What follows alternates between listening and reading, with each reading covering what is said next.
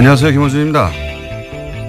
국가보훈처는 어제 감사 결과를 발표하고 박승춘 전 보훈처장을 수사 의뢰했습니다. 총선과 대선 직전 박정희 유신 독재에 저항했던 민주화운동을 빨갱이 책동이라고 교육하는 DVD를 국정으로부터 받아 배포하고 청와대 지시와 정경련의 지원을 받아서 세월호 특조위 해체 시위와 같은 관제 데모에 동원됐던 고엽제 전후에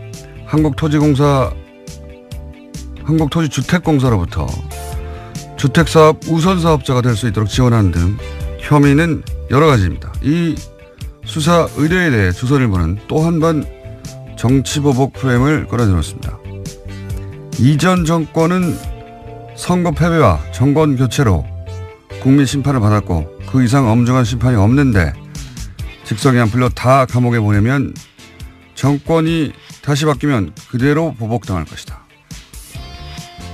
조선일보 이야기입니다. 조선일보는 엄정한 법 집행과 법 질서 확립을 주장하는 무수한 사설을 그동안 써왔는데 정작 보수가 그 엄정한 법 집행의 대상이 되자 갑자기 봐줘야 한다는 거죠.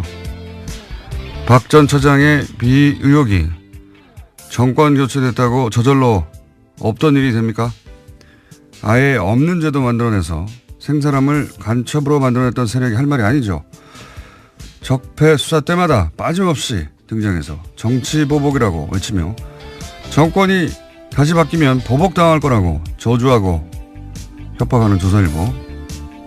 에게 제가 할 말은 한마디입니다. 시끄럽다. 김어준 생각이었습니다.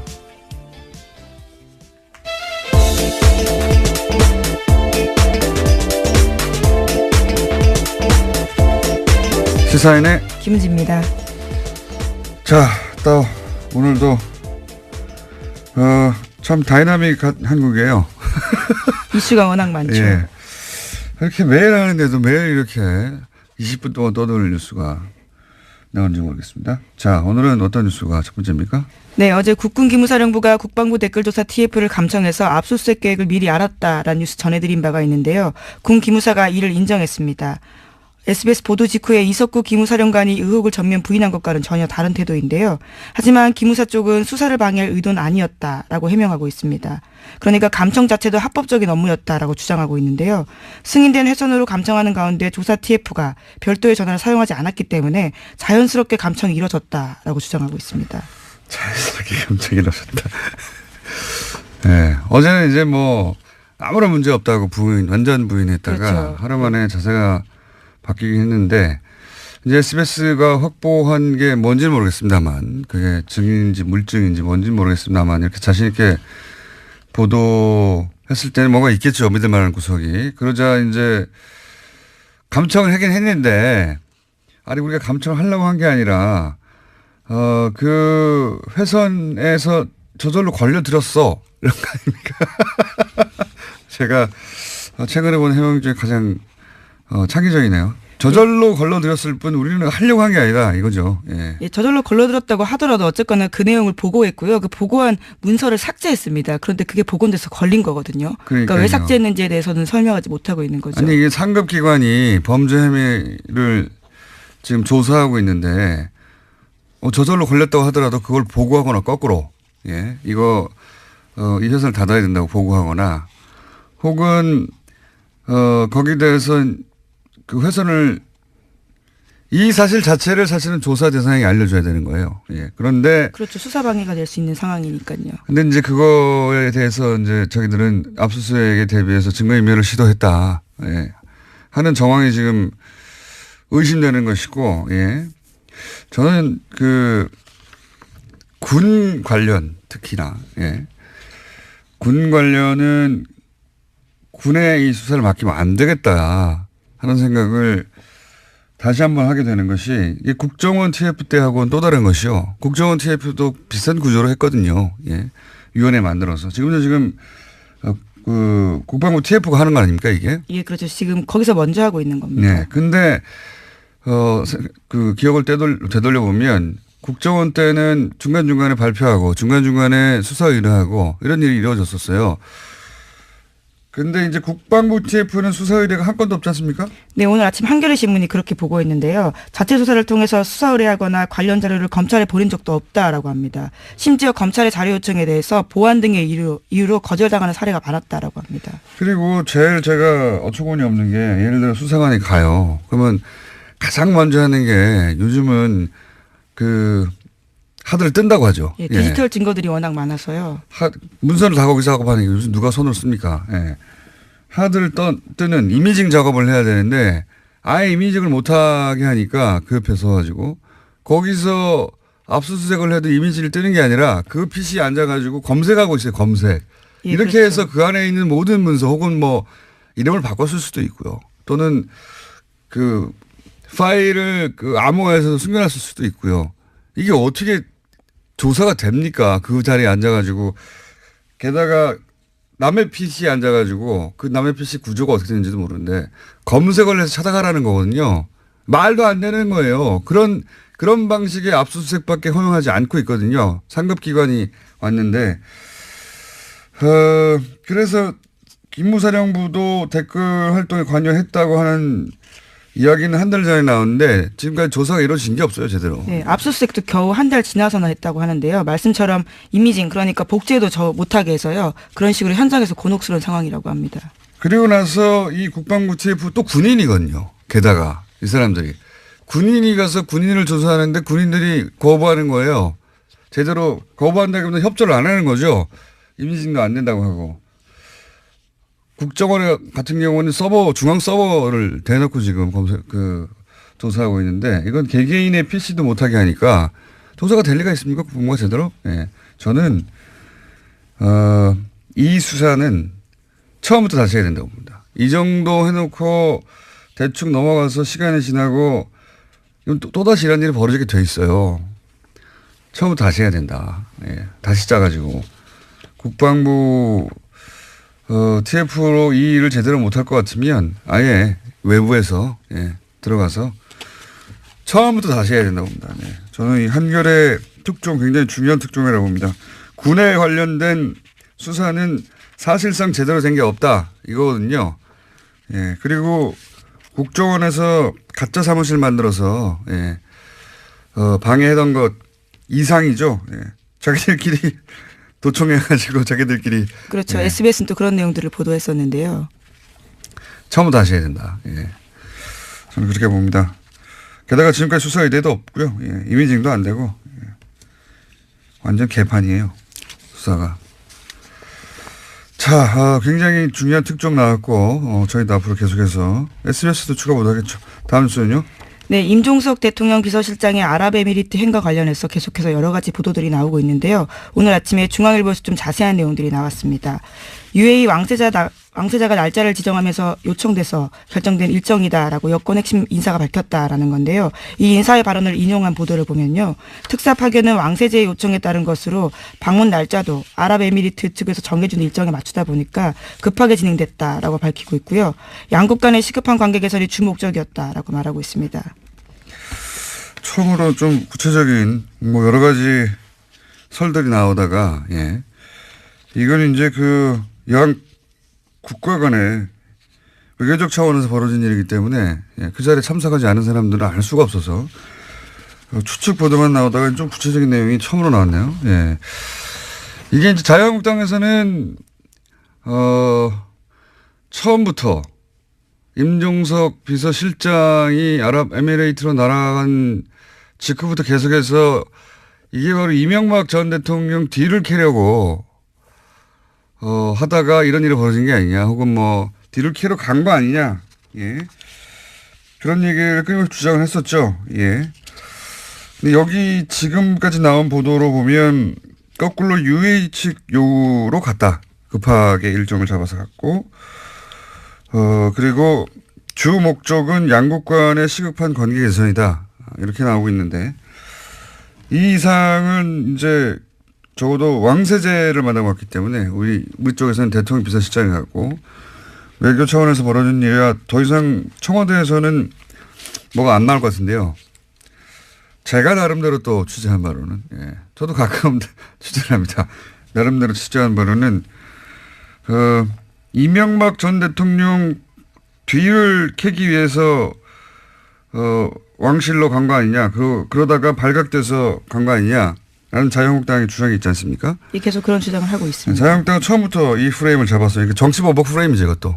예, 정치보복 하려고 하다가 지금 외교 관계까지 지금 탈난 거 아니냐. 이런 정치보복 프레임을 동원했는데 여기서 주목할 것이 두 가지입니다.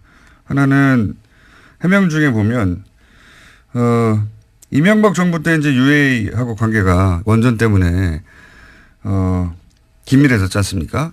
그런데 박근혜 정부 들어와서는 UA 쪽에서 예를 들어서 고위급 인사가 와서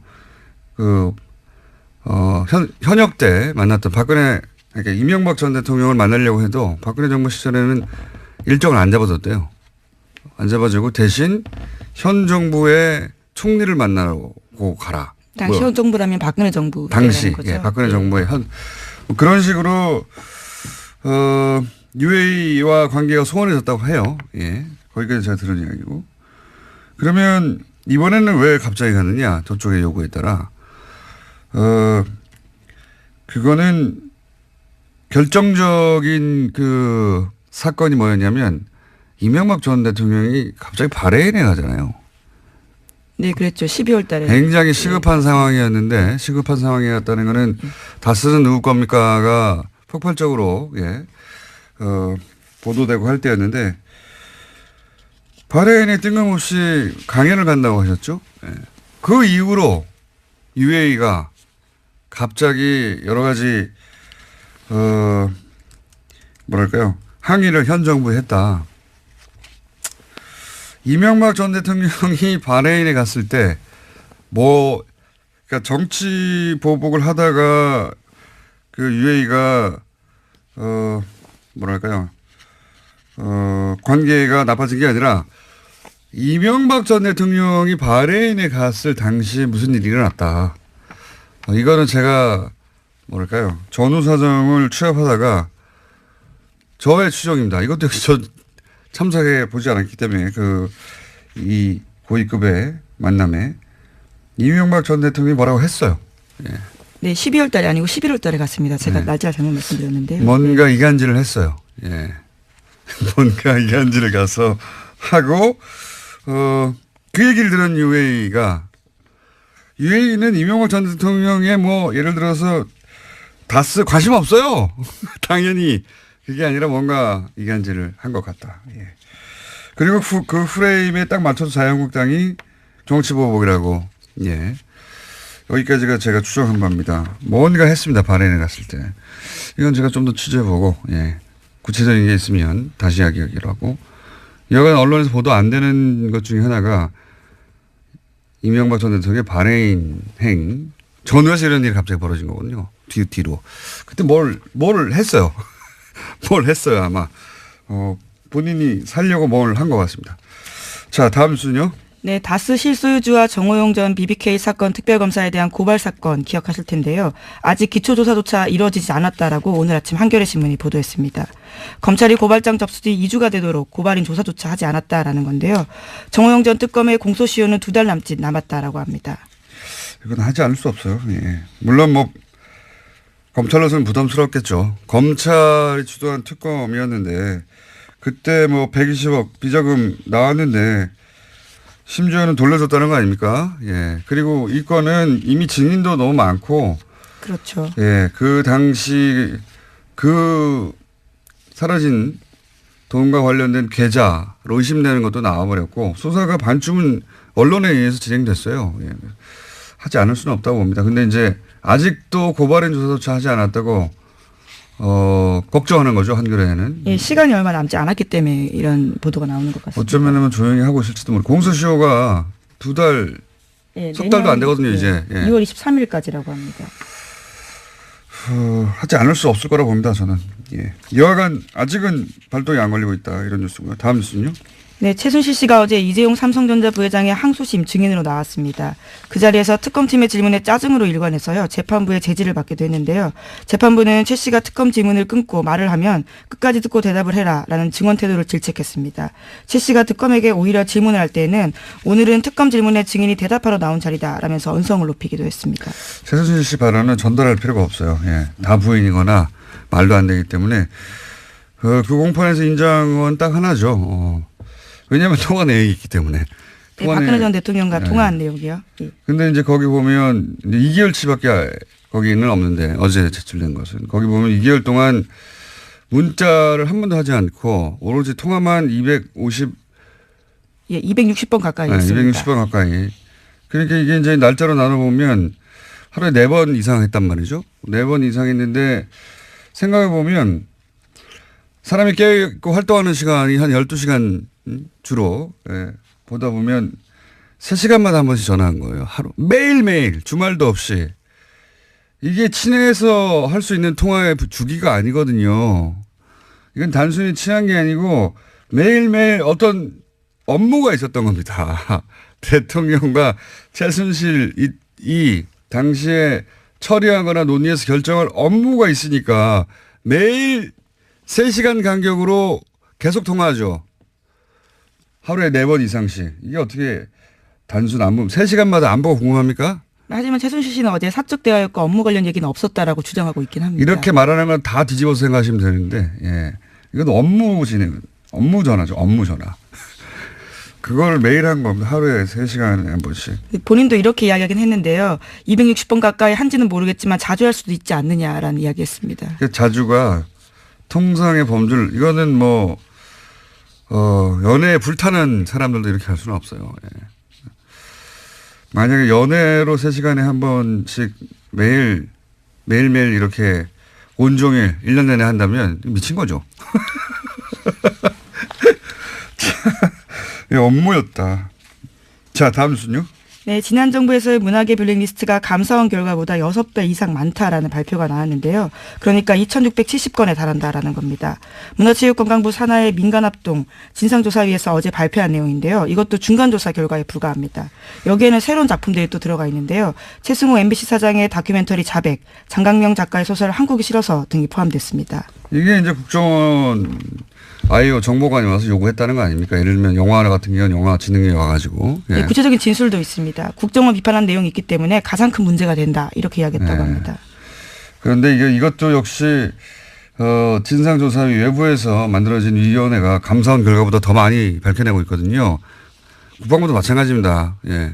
국방부 무슨 용관의 통뼈입니까? 다 대한민국 내부에 있는 감시를 받아야 되는 군이라고 해서 다 빠져나가고 하면 안 되는 거, 절대 안 되는 거죠. 그래서 숨어서 그런 것만 조직 만든 거잖아요. 거기가 안에 숨겨가지고 군에 그 특성을 이용해서 처음부터 다시 시작해야 돼요. 예. 어쨌든 감사원 감사 결과보다 몇 배나 많은 숫자가 있더라. 예, 국정원이 그렇게 했다. 뉴스고요. 예. 자, 시간이 별로 없기 때문에 리얼도 있고, 자. 네, 제목만 말씀드릴까요? 제목 말해도 우리가 제목만 말하고 끝나진 않잖아요. 네. 잘 골라서 하나 두 개 정도 얘기해 주세요. 네, 삼성 이건희 회장의 차명 계좌에 대해 과세해야 한다는 정부의 자문기구 결정이 나왔는데요. 삼성 특검 수사에서 드러난 차명 계좌 양만 4조가 넘습니다. 이에 대해서 처음으로요, 정부가 이것을 과세해야 된다라고 밝힌 겁니다. 이것도 위원회예요. 그렇죠. 금융위는 사실상 삼성 편이었거든요. 예. 과세의 액수가 결국 금융위의 주장대로 하자면 얼마 되지도 않는 4조 4천억 전체 대상이 아니라 이었는데 역시 여기도 마찬가지로 외부 금융위가 그거 아니다. 자문기구죠. 자문기구. 예, 정부 자문기구인데요. 금융행정혁신위원회에서 결정했습니다. 위원회. 금융위는 당국은 정부 당국은 금융당국은 삼성 편의 결정에 가깝게 했다면 위원회가 나서서 그거 아니지 않냐고. 예. 국방부 다시 해야 된다니까 이런 식으로. 예. 그래서 삼성에 대해서 제대로 과세하라는 위원회 결정이 권고사항이 나왔고요. 예. 하나만 더 하면 네, 바른정당과 합당을 추진하는 국민의당 그거요? 안철수 대표가 어제 긴급 기자회견했습니다. 연말까지 전체 당원 투표로 합당 여부를 결정하자라고 제안했고요. 부결되면 당대표에서 물러나겠다라고 밝혔습니다.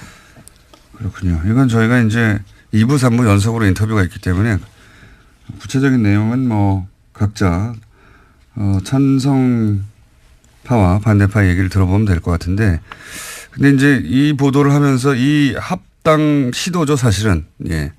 이 통합은 원래 같이 있다가 헤어졌다가 다시 만날 때 그런 표현을 쓰는 게 적합한 것 같고, 이건 서로 완전히 다른 당이 합당하는 거죠. 그러니까 합당 시도라고 보는데, 저는 이 합당 시도의 성격 규정을 안 해줘서 저 나름대로 성격 규정을 해보자면, 성격 규정이 제일 중요한 것 같은데, 이거는 보수 재편이죠. 보수 재편. 보수를 재편하고자 하는 큰 프로젝트의 첫 부분이 실행되고 있다. 저는 그렇게 성격 규정하는데, 왜냐하면 국민 바른 각각 39석, 11석 합치자 그런 당대당 합당 시도 그런 계획이라면 이렇게 안 하죠. 왜냐하면 보통 합당은 몸집 부풀리기거든요. 예. 근데 11석, 39석이 지금같이 진행돼서는 그대로 유지되기 어렵단 말이죠. 오히려 거꾸로 당이 쪼그라들 수도 있어요. 합당을 해놓고 원래 당보다 숫자가 줄어들면 합당할 이유가 없잖아요. 그러니까 이건 당대당 합당의 차원에서 보면 안 되고, 그렇게 해서 그리고 있는 목적하는 뭐가 뭐냐. 보수 재편이라고 하는 큰 프로젝트의 일환인데, 여기서 이제 중요한 건 안철수 대표 혼자서 그런 큰 프로젝트를 다 할 수 있느냐? 없거든요. 당연히. 사실은 그런 큰 프로젝트에 포함될 사람, 저쪽에서도 유사한 그림을 그리는 사람들이 있고, 그 이해하고 안철수 대표 이해가 맞아떨어진 거다. 정책 혼자 내는 게 아니기 때문에. 그런 관점에서 이 시도를 봐야 한다. 뭐 정치에서 만나고 헤어지는 건 다반사인데, 이 만남과 헤어짐의 성격은 그렇게 보수 재편이라고 하는 프로젝트에 안철수 대표와 또 저쪽에서 그런 시도를 하는 사람들이 있겠죠. 이해가 맞아떨어진 것이다. 그리고 이 합당 시도를 그래서 어떤 프레임으로 보수가 보도하느냐를 보면 뭐랄까요. 이 합당 시도의 성격 규정을 다시 한번 할 수 있어요. 원래 프레임이라는 게 단어 선택부터 시작되는 거거든요. 서민행복 홍밥이라고 하면 딱 프레임이 잡히는 거잖아요. 근데 이 합당 시도를 대단히 여러 가지 단어로 보도할 수 있습니다. 예를 들어서 무리수, 강행, 또는 파국, 뭐 이렇게 보도할 수도 있고요. 지금 대부분은 정면 돌파, 승무수 이렇게 보도하거든요. 예. 사실은 단어 선택부터 안철수 보수 매체들이 특히 안철수 대표의 선택을 긍정적으로 긍정적인 언어로 보도하죠. 예. 얼마든지 정반대로 보도할 수 있습니다. 문재인 대통령이 야당 반대하는 인사를 임면할 때 대통령 임명권임에도 불구하고 어떻게 보도했습니까? 강행이라고 보도하죠. 정면 돌파라고 보도하는 언론 찾아보세요. 없어요. 강행이라고 했지. 여기 강행의 뉘앙스는 부정적이거든요. 이 시도도 그렇게 부정적으로 보도할 수도 있는데 정면 승부 아니에요 지금. 의원총회도 안 나가잖아요. 정면 승부 아닌데 그 자체가 프레임이에요. 옳다 그러다가 아니라 어떻게 각 진영의 이해가 반영되느냐 하는 관점에서 보면 이 시도의 뭐랄까 밑그림, 진짜 규정, 성격 같은 걸 규정할 수 있는데 저는 그래서 보수 재편의 시도다, 재편의 시도다. 그렇게 성격 규정하는 게 맞다라고 저는 봅니다. 여기까지 하겠습니다. 네. 지금까지 시사인 김은지였습니다. 감사합니다. 네, 바로 이어서 목요일은 항상 준비된 리얼미터. 자, 리얼미터 권순정 조사분석실장 나오셨습니다. 안녕하십니까? 안녕하십니까? 자, 지난주 이후로 큰 이벤트가 있었습니다. 중국을 방문했던. 이 중국을 일단 제가 이거 말씀하시기 전에 중국 방문 직전부터 방중 기간 동안 보수 모체 중심의 이제 폭탄 뭐랄까요 보도가 있어요. 이례적인 부정적인 보도가 집중되어 있었습니다. 대통령 이제 여론조사 기관에 계시니까 잘 아시겠지만 대통령 순방은 무조건 긍정적인 효과를 냅니다. 네. 예. 뭐 자연스럽잖아요. 국내 시끄러운 정치 현안을 떠나가지고 네. 해외에 가가지고 좋은 그림 막 나오고 대통령끼리 만나고 밥 맛있는 거 먹는 네. 것 같고. 그래서 거의 요번에 엇나간 게 네. 거의 제가 기억하기로는 요번에 거의 처음이 아닌가. 제가 알기로도 어제도 한번 말씀드린 것 같은데 대통령 순방이 거꾸로 부정적인 영향 여론에 낸 것은 제가 기억하기로는 처음이에요. 근데 이제 그게 그래서 제가 계속 악의적이라고 했는데 순방 첫날부터 계속해서 부정적인 보도만 쏟아냈거든요. 보수 매체에서 혼밥 이거 시작해가지고 엄청난 숫자의 부정적인 보도, 홀대, 혼밥을 네. 보수 매체가 정말 폭포수 같이 쏟아냈어요. 선전적인 단어 뽑기가 상당히 많이 나온 것 같습니다. 실제 그래서 이제 저는 방중 기간 동안은 뭐가 뭔지 모르는 채 아마 일반인들이 이 혼밥과 홀대 보도를 엄청나게 흠뻑 젖었죠. 예. 종편도 말할 것도 없고요. 그래서 이제 지지율이 실제 타격을 입었죠. 네, 실제 타격이 입었습니다. 최근 3주 동안에 조금씩 하락을 해서 73%에서 지난주에는 68.6%로 떨어졌습니다. 예. 근데 이제 이게 시간이 지나고 좀 여유를 갖고 보도를 되돌아보고 사실관계를 유권자들 뭐 시민들이 확인해보고 그러면서 이게 다시 상승할 거라고 전 예상했었거든요. 어떻습니까? 네, 소개해드리겠습니다. 이번 주에는 금방 말씀드린 것처럼 최근 3주 동안 하락세가 멈추고 지난주에 지지율을 유지했습니다. 0.1%포인트 상승했고요. 68.7%입니다. 부정평가는 0.3%포인트 하락해서 25.4%입니다. 오히려 하락했군요. 이제 다시. 예. 그 일간으로 보면 월요일에 67.7%로 지난주 금요일에 많이 떨어졌지만 지난주 금요일에 비해서는 소폭 상승한 그 수치이고요. 화요일에는 69.1% 그리고 수요일에는 68.1%로 살짝 떨어졌습니다.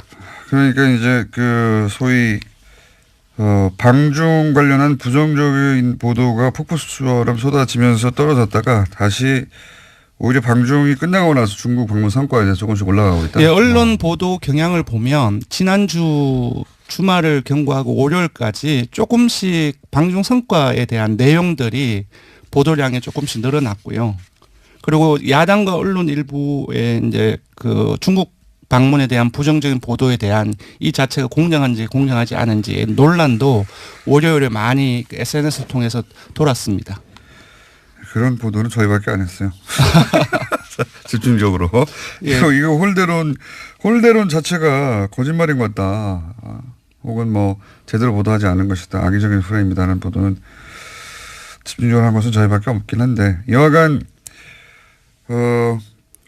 이제 하강 곡선을 그리다가 방중 기간 동안 오히려 이제 방중이 끝난 다음에 조금씩 다시 회복되고 있다 이런 얘기네요. 네, 그렇습니다. 그 화요일에는 이제 평창 동계올림픽 홍보 행사에 거의 하루 정도를 다 빼서 트레인 원이라든지 MBC 미국 MBC 인터뷰 보도라든지 이에 대한 이와 관련된 보도가 상당히 많이 확대되었었고요. 또 어제는 조금 떨어졌는데 오늘 이제 조간에서도 일부 조간 사설에도 일부 나왔던데 평창 올림픽 기간에 한미 연합훈련의 연기 검토한다는 소식이 나왔었죠. 이런 뉴스를 항상 노년층에서 싫어하죠. 보수층에서. 한미연합훈련을 평창 올림픽 때문에도 연기하자고 해도 무조건 싫어하는 경향이 좀 있습니다. 근데 저는 한편으로 지금까지 현 정부는 2번 정도의 이 보수 진영 매체에 폭탄을 맞았거든요. 한 번은 이제 북핵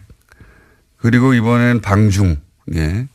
2번의 집중적인 폭격을 받았는데 그러니까 이 현 정부가 소위 그렇게 폭격을 집중적으로 당했을 때 입을 수 있는 그 지지율의 하락의 정도를 저는 그 두 사례를 보고 이제 가늠해 볼 수 있다고 보는데 그게 한 60% 중반까지 에서 저지가 돼요 보면. 네, 맞습니다. 지난 9월 3일 그 북핵 이후에 계속 떨어져서 한 67%까지가 최저치로 떨어졌거든요. 네. 그리고 요번에도 떨어진 것이 지난주에 68.6%인데 사실상 상당히 많이 지금까지 하락한 최저선이 한 60%대 중후반대, 중반이라기 하기는 좀 그렇고 중후반대가 아닌가 싶고요. 굉장히 어떤 의미에서 놀랍기도 합니다. 저지선이. 예, 왜냐하면은 그 지지층의 저지선. 지난 정부 박근혜 대통령 국정수행 지지율 최고치가 주간 집계로 67.0%입니다. 그쪽 그런 것들을 최저치하고 감안을 이쪽 하면 최저치하고 예, 차이는 있지만 그래도 전반적으로 그 최저치하고 지금까지의 최저치보다 이전 정부의 최고치보다 높다는 것은 조금 생각해 볼 부분이 있는 것 같습니다. 지지층을 굉장히 단단하게 결속한다. 왜냐하면은 이런 일이 있으면 다시 또 지지층 결집을 해요. 네. 이탈도 하지만. 네네. 예, 지지층 결집도가. 그러니까 이번 주 같은 경우는 여전히 이제 대구 경북이나 60대 이상 그리고 안보 문제에 조금 더 강경한 경향을 보이고 있죠. 진보적인 성향을 가지고 있다 할지라도 20대에도 빠졌고. 근데 하지만 이제 세부 분석을 해 보니까 문 대통령의 그 핵심 지지층은 민주당 지지층이나 19대 대선에서 그 문재인 대통령을 찍었던 사람들이거든요. 이쪽에서의 지지율은 거의 변동이 없거나 그리고 이번 주 민주당 지지층에서는 오히려 소폭 올랐습니다. 그래서 뭐 결집세를 역결집을 보이고 있다라고는 분석하기는 조금 힘들지만 이러한 어떤 부정적인 보도가 확대되는 과정 속에서도 핵심 지지층은 거의 변화가 없다라고 볼 수 있을 것 같습니다. 이게 이제 보수층에서 그 보수 세력에서 이제 공략하기 굉장히 어려운 포인트가 이런 거죠. 그렇습니다. 예. 그러니까 분명히 폭탄을 쓸 수 있는 걸 다 썼는데 예, 더 이상 하락하지 않는 거. 왜냐하면 핵심 지지층의 전체적인 어떤 규모가 상당히 이제 넓다는 거죠. 그렇기 때문에 전체 지지율도 이런 상황에서도 많이 빠지지 않는 것 같습니다. 자, 정당 지지율은 수치만 간단하게 짚고요. 매번 뭐 0점 몇 이런 수준이기 때문에. 예, 정당 지지율은 원내 주요 정당, 그러니까 4당이 정의당을 제외하고 일제히 하락세를 보였습니다. 수치를 알려드리면 민주당은 0.8%포인트 하락해서 51.1%이고요. 한국당은 지난 3주 동안은 조금씩 올랐는데 이번에는 0.2%포인트 하락해서 18.5%입니다. 정의당은 이제 계속 그 최하위를 하다가 이번에는 상당폭 올랐다고 볼 수 있을 것 같습니다. 왜냐 지지율이 워낙 낮았기 때문에 2.1%포인트 상승해서 6%를 기록했습니다. 바른정당은 0.7%포인트 하락했고 5.1%입니다. 2주째 내림세를 보이고 있고요. 국민의당은 호남에서 7.5%를 기록했습니다. 그러니까 11월 2주차에 약 호남에서 6주 전에 7.4%를 기록해서 전체 국민의당 창당 이후에 호남에서 최저치를 경신을 했거든요. 그때와 비슷한 수치로 하락을 한 것입니다. 그리고 다시 4%대로 하락을 해서 4.9%를 기록했습니다. 아무래도 현재 지금 당내 상황이 그렇죠. 가장 직접적인 영향을 미친 것으로 보입니다. 그러고 그것마저 알려주마. 네. 오늘은 뭡니까? 네, 이번에는 아까도 말씀드렸다시피 문 대통령의 중국 방문 전후로 해서 네. 그 다양한 어떤 언론 보도가 있었는데 거기에 대한 악의적인 프레임이라고 제가 계속 주장했던 일주일간 그 내용에 대해서 보도 언론조사했죠. 예. 질문을 아주 건조하게 물었습니다. 잠깐 읽어드리면 지난주 문재인 대통령의 중국 방문을 전후한 언론 보도에 대하여 논란이 있습니다. 선생님께서는 문 대통령의 중국 방문 관련 언론 보도에 대해서 어떻게 생각하십니까? 이렇게 물었습니다. 우리 언론이 문 대통령 중국 방문을 어떻게 했느냐. 왜냐하면 질문의 공정성이라는 말이 들어가면 공정성이라는 말 들어갔다는 그 자체로 불공정했나라는 편견을 가지고 싶기 때문에 그냥 아예 질문에서 그런 부분들을 완전히 빼고 다 건조하게 처리를 했습니다. 언론 보도에 대해서 어떻게 생각하느냐. 네, 그렇습니다. 그랬더니 불공정했다라는 응답이 67.9%가 나왔고요. 반면 공정했다는 응답은 20.9%로 3배 이상이 불공정했다는 인식이 많은 것으로 나타났습니다. 사람들도 아는 거예요. 네. 이건 그냥 뉴스공장 청취층을 대상으로 한 게 아니고 그렇습니다. 일반 여론조사를 한 거거든요. 네. 그리고 조금 더 볼 것은 전혀 공정하지 않았다. 그러니까 아주 강하게 불공정성에 대한 비판 의식을 가지고 있는 사람들이 42.4%나 된다는 겁니다. 예. 네, 그렇고 세부적으로 보면 이거는 조금 중의적으로 봐야 되는데요. 자유한국당 지지층이나 보수층 60대 이상, TK, PK, 영남권을 포함해서 모두가 불공정했다라는 인식이 지배적이거든요. 특히 자유한국당을 보면 이건 좀 신기한 일이네요. 예, 왜냐하면 질문을 그 어떤 편향이 들어갈까봐 뺐잖아요. 그런 부분들은 어떤 누구에 대한 공정성이 여기서 문제가 되는데 일부 자유한국당 지지층 응답자들은 자유한국당 지지층의 생각 기준으로 해서 응답한 부분들도 배제하기는 힘들다. 그럼에도 불구하고 공정성 논란 이 부분들이 문재인 대통령 청와대 현 정부에 대한 공정성의 논란이 사실상 많이 확대되었기 때문에 수치 자체 전체적인 수치 자체는 조금 낮게 볼 수는 있겠지만 전반적인 경향을 이렇게 봐야 될 것 같습니다. 네, 말이 너무 길어요. 네. 단순하게 합시다. 그러니까 네. 중국 관련 언론 보도가 불공정했다가 67.9%고 공정했다가 20.9%. 네, 그렇습니다. 굉장히 이례적인 겁니다. 예. 대통령의 해외 순방 관련해서 국민들이 언론 보도를 불공정하다고 느낀다는 게 대단히 이상하고 이례적인 거고요. 그리고 네. 그걸 누군가가 모든 미디어가 우리는 그때 불공정했어라고 보도하지 않는데도 불구하고 불공정했다고 느끼는 거죠. 예. 그렇습니다. 여기까지 하고요. 네, 예. 조사 개요를 불러드리겠습니다. 예. 이번 주중 조사는 TBS 의뢰로 이번 주 월요일부터 수요일까지 조사를 했습니다. 전국 19세 이상 성인 1,508명을 대상으로 했고요. 유무선 전화 면접과 자동응답 혼용 방식으로 실시했습니다. 표본 오차는 95% 신뢰 수준 플러스 마이너스 2.5%포인트, 응답률은 4.3%였습니다. 리얼미터 권순정 조사분석 실장이었습니다. 고맙습니다. 국민의당 안철수 대표가 어제 통합 관련 기자회견을 했죠. 네. 안철수 대표의 비서실장을 맡고 있는 국민의당 송기석 의원 연결해서 좀 자세한 이야기 들어보겠습니다. 안녕하세요, 의원님. 네, 안녕하십니까. 송기석입니다. 제가 이해한 게 맞나 좀 봐주십시오. 그 어제 기자회견 핵심은 전 당원에게 통합을 추진할지 말지를 본인 재신임을 걸고 물었다. 이게 맞죠, 일단? 네, 맞습니다. 네. 그리고 또 한 가지 요거 관련해서 많이들 헷갈리는 것 같던데 저도 좀 헷갈렸는데 일단 전당원 투표를 해서 네. 통합하자고 하는 그 여론이 우세하면 그 투표 결과가 예. 그러면 그때 그 결과를 보고 전당대회를 하겠다 이렇게 2단계 통합을 진행하겠다 이런 거죠. 아니, 2단계 통합이라기보다요. 예. 예, 결국 이제 그동안에 그러니까 바른정당과의 관계 설정에 대해서 당내 공론화 설정, 그러니까 의원 워크숍이라든가 원외 지역위원장 간담회 이런 것들을 거치고 그동안 지역별 당원 의견을 수렴했지 않습니까? 예. 그럼에도 불구하고 그 방향에 대해서 연대 정도가 맞다, 아니다, 통합까지 가야 된다 이렇게 계속 당내 갈등이 계속되고 있어서 그러면 그 방향이 로 계속 갈 건가 그 여부를 일단 전당원 투표를 통해서 방향을 결정하자는 의미이고요. 전당대회 이 부분은 당연히 합당에 관해서는 전당대회가 전대의 고위 권한입니다. 그렇기 때문에 이제 만약에 방향이 그렇게 설정된다면 합당을 위해서 그런 당헌, 당규, 정당법상의 그런 절차를 차례차례 이제 거쳐야 된다라는 의미입니다. 그러니까 이 통합 추진을 계속 할 거냐 말 거냐를 전당원 투표로 묻고 네. 그래서 그 방향으로 가라 하는 당원들의 뜻이면 전당대회까지 하겠다. 이렇게 2단계 제가 이해한 게 맞는 건 맞는 거죠. 표현은 뭐 2단계로 했던 거죠. 네, 맞습니다. 그래서 전당원 투표는 통합할 거냐 말 거냐는 의사만 묻고 네. 통합하는 게 좋겠다는 전당원의 의사가 드러나면 전당대회까지 해서 거기서 다시 이제 결론을 낸다. 이런 거죠? 네, 그렇습니다. 제가 좀 이해가 안 가는 건 그거 그냥 한 번에 하면 안 됩니까? 당연당규상 어차피 전당대회 하는 거니까 네. 전당대회에서 다 묻고 결론 내면 되는데 왜 이렇게 나눠서 하는 거죠?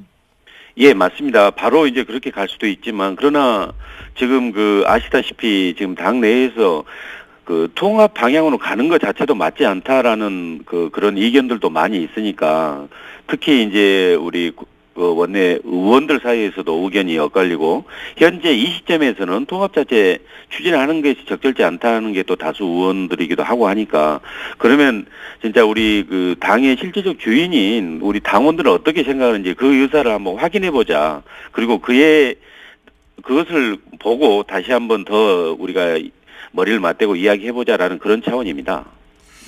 그게 이제 무슨 말씀인지는 알겠는데 네. 이게 한 번만 해도 될 것 같은데 요는 거꾸로 다수가 반대하는데도 불구하고 안철수 대표가 꼭 하고 싶으니까 이 전당원 투표라고 하는 그 우회 전략을 세운 거 아닙니까? 아니 다수가 반대한다는 그 의미가 다수의 의미가 어떤지는 모르겠는데요. 방금 다수 의원이 반대한다고 하셨잖아요. 제 말은. 아, 그렇습니다. 다수 의원. 예. 네네, 예. 당내 다수 의원이 반대하는데 네. 반대하는 다수 의원들을 이제 뚫고 지나갈 수가 없으니까 네. 전당원 투표라고 하는 우회 전략을 쓰는 게 아니냐 이렇게 제가. 예, 근데 이제 저는 우회라고 보기보다는 오히려 이게 뭐랄까 그 정상적인 절차에 가깝다고 봅니다. 뭐 좀 전에 말씀드린 뭐 다수 의원이 반대한다는 의미는 그 다수라는 의미는 현재 단계에서 그러니까 개헌과 선거제도 개편에 전념해야 될 이 단계에서 통합 논의하는 것은 적절하지 않다라는 게 다수고 그러나 이제 그 일단 궁극적으로 선거 후 뭐 연대라든가 통합 이것은 얼마든지 가능하다라는 또 의원도 꽤 있습니다. 그러니까 방향 문제도 있고 시점 문제도 있습니다. 그런 거에 관한 전체 당원의 의사를 한번 확인해 보겠다는 뜻이죠.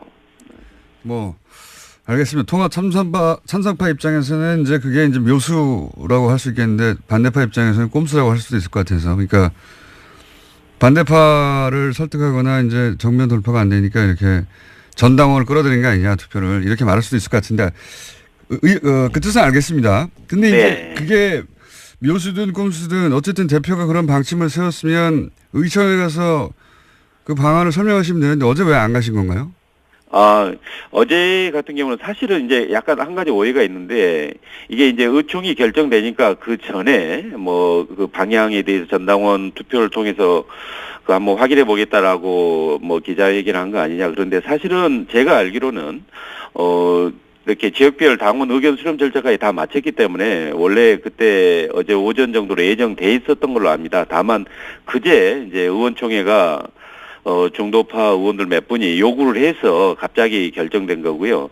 다음에 이제 의총 참석에 관해서는 저도 참석을 해야 된다고 이렇게 뭐 말씀을 드렸는데 오전에 기자회견을 통해서 이제 의총에서 할 말을 구체적으로 이렇게 표현했기 때문에 이제 그에 관한 방향에 대해서 다시 이제 의원들 간에 또 이제 의총 내에서 뭐 토론이 이루어질 걸 생각하고 굳이 이미 다 이야기했다는 그런 의미, 그것 때문에 이제 참석 안 한 걸로 알고 있습니다.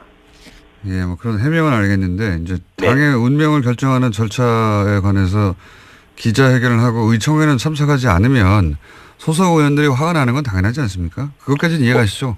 네, 뭐 일정 부분 저도 동의합니다. 그러니까 왜 안 오셨는지 그건 뭐 안철수 대표 본인만 아시겠지만 근데 이제 어제 기자회견에서 이런 표현도 나왔어요. 구태 정치, 기득권 정치 끝내야 한다. 네. 근데 이 40석 원내정당 대선 후보이자 당대표인 안철수 대표 자신이 기득권 정치인 아닙니까? 이제는? 예, 보기에 따라서 그럴 수 있는데 이제 그 안 대표께서 이제 아마 이렇게 표현한 부분은 직접 뭐 심지어 호남에 가서도 이렇게 그 당의 정말 혁신 방안 뭐 이런 거에 대해서 이제 의견을 들어보니까 물론 지방의원 상당수가 대다수가 이렇게 통합 방향에 대해서 반대를 하고 있지만 그러나 당원들의 또 상당수는 그 방향에 대해서도 동의하는 부분도 많다라고 이제 이렇게 판단한 걸로 알고 있습니다. 그러다 보니까 이게 그 이제 그 원내 의원들의 그 생각이 너무 개인의 입장에서 치우쳐서 주장한 거 아니냐. 그에 대한 그건 부적절하다는 이런 표현으로 알고 있습니다. 그러니까 이게 결국은 호남계 의원들을 뜻하는 거죠?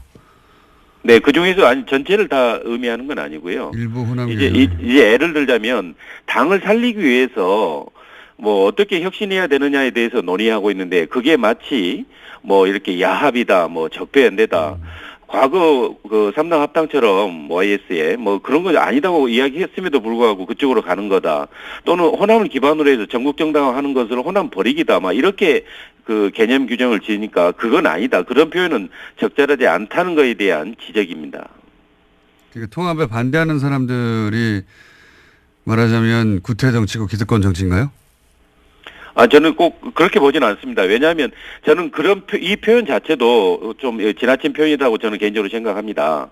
왜냐하면 그 통합을 찬성하는 측이건 반대하는 측이건 결국 국민의당을 살리자, 혁신해보자, 지방선거에서 이겨보자, 그거에 대한 그 각자의 생각을 이야기하는 거 아니겠습니까? 그럼 이건 어떻습니까? 안철수 대표 뜻이 관철돼서 전당원 투표해서 전당대회까지 가서 합당이 됐습니다. 그런데 마지막 질문인데요. 반대했던 의원들은 동의하지 않는 당으로 소속이 바뀌어버리는 거잖아요. 그분들은 그럼 어떻게 합니까? 그때가 되면? 나가야 되나요? 아니, 이 문제에 대해서는 저는 개인적으로 그렇게 생각합니다. 다시 전 당원의 의사를 물어서 어느 정도가 그에 대한 그 찬성하는지 그게 나오면 그걸 놓고 다시 또 이야기하게 되면 대다수 의원들은 다 함께 할 수 있을 거라고 봅니다. 결국 거듭 말씀드리지만 우리 당이 살기 위한 혁신 방안에 대한 논란이지 이게 서로 죽이기 위한 그런 논란으로 가서는 안 된다고 봅니다. 알겠습니다. 여기까지 듣겠습니다. 오늘 말씀 감사합니다. 네, 고맙습니다. 네. 안철 대표 비서실장 국민의당 송기석 의원이었습니다. 자, 오늘은 코너명 없이 그냥 박지원 코너로 하겠습니다. 정치 구단주. 정치 구단주. 네. 박지원 전 대표 나왔습니다. 안녕하십니까. 진짜 안녕 못합니다. 진짜 안녕 못합니다. 진짜 안녕 못하실 것 같아요. 개인적으로도 당으로도 국가로도 네. 이렇게 처참할 수가 없습니다. 우선 그 부인 수술은 잘 되셨나요? 뭐 수술은 잘 됐다고 하는데 네. 얘기하지 않겠습니다. 네. 저를 울리지 마십시오. 케어를 빌고요. 감사합니다. 다른 이야기는 지금 뭐 할 계제가 아니고 우선 제가 궁금한 게 궁금한 게 한 가지 두 가지겠어요? 지금 우리 안철수 대표 하는 꼴 보면은 5만 가지가 다 궁금하지.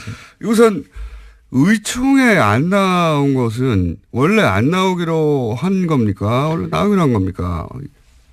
의총은 하루 전에 소집이 됐고 예. 당대표 일정은 하루 전에 고지가 됩니다. 예. 저도 병원에 있었지만은 문자를 통해서 안철수 대표가 참석하겠다는 걸 밝혔죠. 예. 일정이 나왔어요. 예. 그런데 세상에 어떤 당대표가 주요한 사항은 의총에서 얘기를 해야지 의총 3시간 전에 통합 발표하고 정작 의총은 무서워서 못 나오고 도망쳐버리는 도철수가 된 겁니다. 도철수. 그러니까 이건 통합이 아니고요. 보수야합 합당입니다. 그래서 우리는 통합이라고 질문하면 앞으로 김공장장 안철수 편하고 똑같기 때문에 대답 안 할 거예요. 그럼 합당 시도라고 할게요. 합당 시도. 그 정도면 중립적인 단어 아닙니까? 예. 합당 시도. 저도 원래 통합은 김총수가 언제 중립적이지는 않죠. 아니 근데 안철수 미워하고 우리 국민의당 망하기 바라는 것은 뭐 잘 알고 있는데 망하기를 바라진 않아요. 지금 이 망할 조짐은 당내에서 만들어진 그런데 거지. 예. 바라지 않는다고 하지만 지금 망해 가고 있잖아요. 그러니까요. 제가 딱 지금 아주 기분이 제일 좋은 김총수일 거예요. 제 얼굴 표정이 그렇습니까? 아주 너무 행복해 보이네요. 대표님 얼굴도 한편으로는 행복해 보이기도 한데 제가 궁금한 것은 기자회견 미리 할 수도 있다고 봅니다. 중대한 사안은. 그런데 기자회견하고 3시간 후에 바로 달려오면 되지 않습니까? 달려왔어. 네. 의원들한테 설명하고 네. 설사 합당 반대파들에게서 많은 공격을 받더라도 당당하게 발표를 해야죠. 뭐가 무서워서 도망치고 뭐가 무서워서 피합니까? 그렇게 해가지고 앞으로 무슨 대통령 돼서 어려운 일 있으면 도망쳐버리고 이런 거 해가지고 대통령감이 되겠어요? 화가 단단히 나신 것 같은데 거기 모였던 의원들도 그런 분위기였죠. 당연히 그렇죠.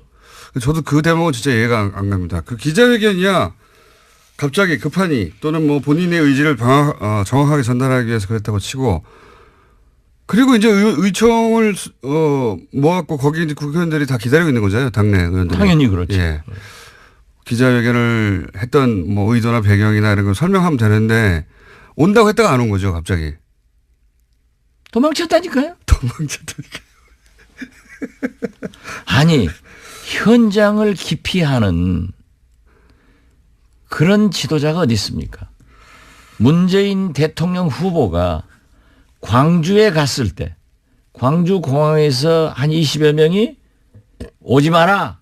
지난 총선 때요. 그렇죠. 예. 이렇게 데모를 하니까 문재인 대통령이 뒷문으로 나갔어요. 예. 그것을 두고 얼마나 비난했습니까? 당당하지 못하다고. 오긴 왔는데 뒷문으로 갔다고. 그렇죠. 예. 정치인은요. 예. 저처럼 달걀을 맞더라도 맞는 게 좋습니다. 그래서 그러한 현장을 도피하지 않고 만나서 설득을 하고 또 그분들의 의견을 듣는 것이 정치인이지, 안철수식 정치인은 소통하러 전국을 돌아다닙니다 라고 하면서도 광주에서도 부산에서도 춘천에서도 자기 편들 버스로 동원해 가지고 거기에서 통합합시다 이 얘기 듣고 소통했다고 하면은 그런 소통 하루에 100번도 할 수 있습니다. 문제는 반대파들의 얘기를 들어봐야 되는 거예요. 그래서 저는 문재인 대통령에게도 야당과 소통을 하십시오. 오죽했으면은 김명수 대법원장 인준 표결을 앞두고 왜 대통령께서 야당 대표들에게 전화하지 않습니까? 공개적으로 몇 번 얘기했더니 문재인 대통령께서 해외 나가시면서 비행장으로 가시면서 안철수, 김동철 두 대표에게 전화해가지고 풀어나갔지 않습니까? 이것이 정치인이 할 일이고 이것이 지도자가 할 일이지, 자기가 또 발표해놓고 곤란하고 비난받을 것 같으니까 도망친다고 하면은 그게 어떻게 안철수입니까? 도철수지. 도철수. 근데 언론에서는 정면 승부라고 하던데요. 그게 자충수 든 거죠. 망하는 길로 간 거죠. 그렇게 이제 내가 너무 흥분해서 얘기하니까 네. 안철수 지금 죽일 건데 공장장 입 다무는 거 보니까 오늘 내가 잘하고 있네요. 아니 어제 저도 만만히 재판을 받았어요. 그래가지고 그러셨죠. 빨리 네. 병원으로 가야 되는데 네. 전화가 왔어요. 지금 의원총회 중인데 굉장히 시급하죠. 한 사람이 부족해서 의결이 못 되고 있다. 네. 그래서 제가 안 나가려다가 이건 아니다. 네. 내가 병원에서 울고 있어서 되겠느냐. 당을 위해서 내가 정치를 하는 놈. 그래 어제 처음 갔어요. 가서 한마디 하고 그때부터 어제부터 열이 받으셨고 제 투쟁 의혹이 확 불타오르셨어요. 불타올라가지고 JTBC 손석희 뉴스룸에도 나가고 오늘 이렇게 여기 오늘 나오실 거면서 그것도 바로 직전에 이게 지금 뉴스공장보다 뉴스룸이 훨씬 손석희가 세요. 미안합니다. 아침은 저희가 장악하고 있어요. 근데 전날 밤에 하시면 어떡합니까? 그거야 지금 제가 다급하니까. 당 대표가 의원총회도 안 나오고 도망치는 판국에 여기저기 제가 지금 갈 때 그냥 지금 여기서 나와서 또 다른 데 오라가면 또 갈 것 같아요. 또 갈 것 같아요. 이러면 안 됩니다. 기자회견할 때 적폐 세력, 구태 세력이라고 표현한 게 대표님이죠? 뭐 저를 포함해서 네. 호남계 하는데 네. 보세요. 적폐 세력과 통합하려고 하는 안철수 대표. 네. 대통령 후보 나와서 떨어진 안철수 대표. 이건 기득권 아니에요? 또 당대표 하겠다고 나선 또 대통령 보수 대연합 해가지고 야합해가지고 그 길로 가겠다고 하는, 이건 말이 아니에요. 노태우 대통령이요. 안철수 대표는 과거 정치사를 모르는 것 같아요. 그런 것 같습니다. 물론 의과대학 다녔으니까 거기 공부 잘했으니까 그쪽 잘했겠죠. 나는 또 의과대학 관계는 아무도 또 모르잖아요. 네. 그런데 노태우 대통령이 김대중 총재에게 김 총재께서 다음 대통령 하십시오 하고 3당 통합을 제의하니까 DJ는 이건 아닙니다. 이 나라 민주주의를 위해서 이건 아닙니다 하고 거절하니까 다시 노태우 대통령이 YS에게 제의를 해서 YS가 털컥 잡았어요. 그렇지만 YS는 JP건 노태우건 일격에 제압할 수 있는 엄청난 리더십을 가지고 있으니까 내각제 개헌 약속하고 3당 통합을 받아들였지만은 나중에 각서를 가지고 내각제 각서를 가지고 나와서 찢어버리면서 자기가 대통령 된 거예요. 그렇지만은 DJ보다 YS가 먼저 대통령 됐지만은 역사는 YS는 실패한 대통령, DJ는 오늘날 어떻게 세계적으로 평가를 받고 있습니까? 이게요, 그렇게 욕심낸다고 해서 영린하면 안 됩니다. 기득권 세력, 구태 세력이 어쨌든 대표님도 포함되는 것 같긴 합니다. 뭐 그죠?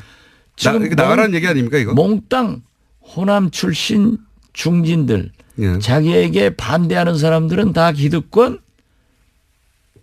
나가라. 구태 세력. 예. 구태 세력. 이 표현 이 구태가 뭡니까? 구태라고 하는 것은 진짜 이게 신태가 구태 잡아먹고 있어요. 그래.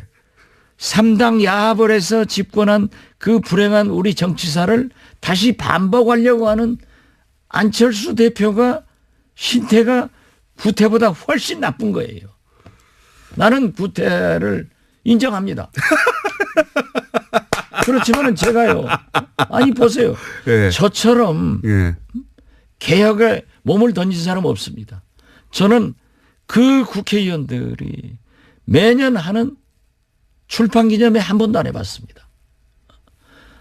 저는 모든 관훈상제 한 번도 오픈해보지 않았습니다. 제가 만약 출판기념회 관훈상제 다 오픈해서 했으면은 1위 10억씩 들어왔을 거예요.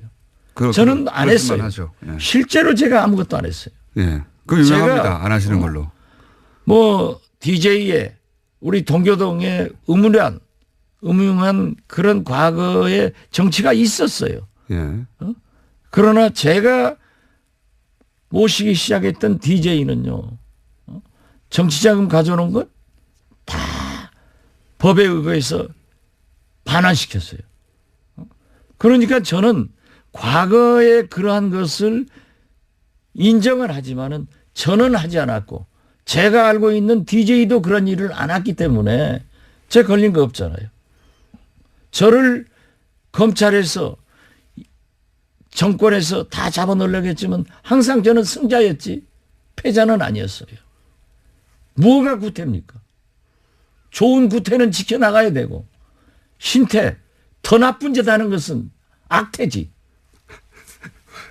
오늘 제가 박지원 대표님 오래 알았는데 이렇게 눈에 살기가 거의 살기 수준으로 초롱초롱 원래 선거하실 때 모든 사람이 피곤해 하실 때 박지원 대표님은 성공을 하면 나는 힘이 나 하시는 분이거든요. 아, 그렇죠. 네. 근데 그 이상의 아주 그냥 에너지가 그냥 뿡뿡뿡 나오고 있습니다. 유창선 박사가 SNS에 글을 올리는 걸 읽어보니까 네. 박지원하고 안철수하고 그렇게 가까웠다. 안철수 대통령 그랬죠. 후보 때 예. 그렇게 헌신적으로 박지원이라고 하는 그랬죠. 그건 불과 몇 개월 만에 예. 이렇게 헤어지는 것은 잘해준 사람한테 그렇게 하는 안철수의 인격이 의심스럽다는 정도로 글을 쓰셨더라고요. 그분도 안철수 대표의 지지자였는데. 그렇죠. 예. 네. 그런데 좀 싫은 소리 하면 딱 끊어버리는 거예요. 지금 대표님은 이것을 과거에 이제 3당 야합의 반복이라고 보시는 거죠? 당연히 그렇죠. 저는 처음부터 이건 3당 야합의 길로 가는 거고 제2의 YS의 길을 간다. 네. 이렇게 보고 있습니다. 그리고 그리고 안철수 보수하고 대표는 손잡으려고 한다 이렇게 보시는 거고. 진보 쪽으로 와서 대통령 돼 보려다가 네.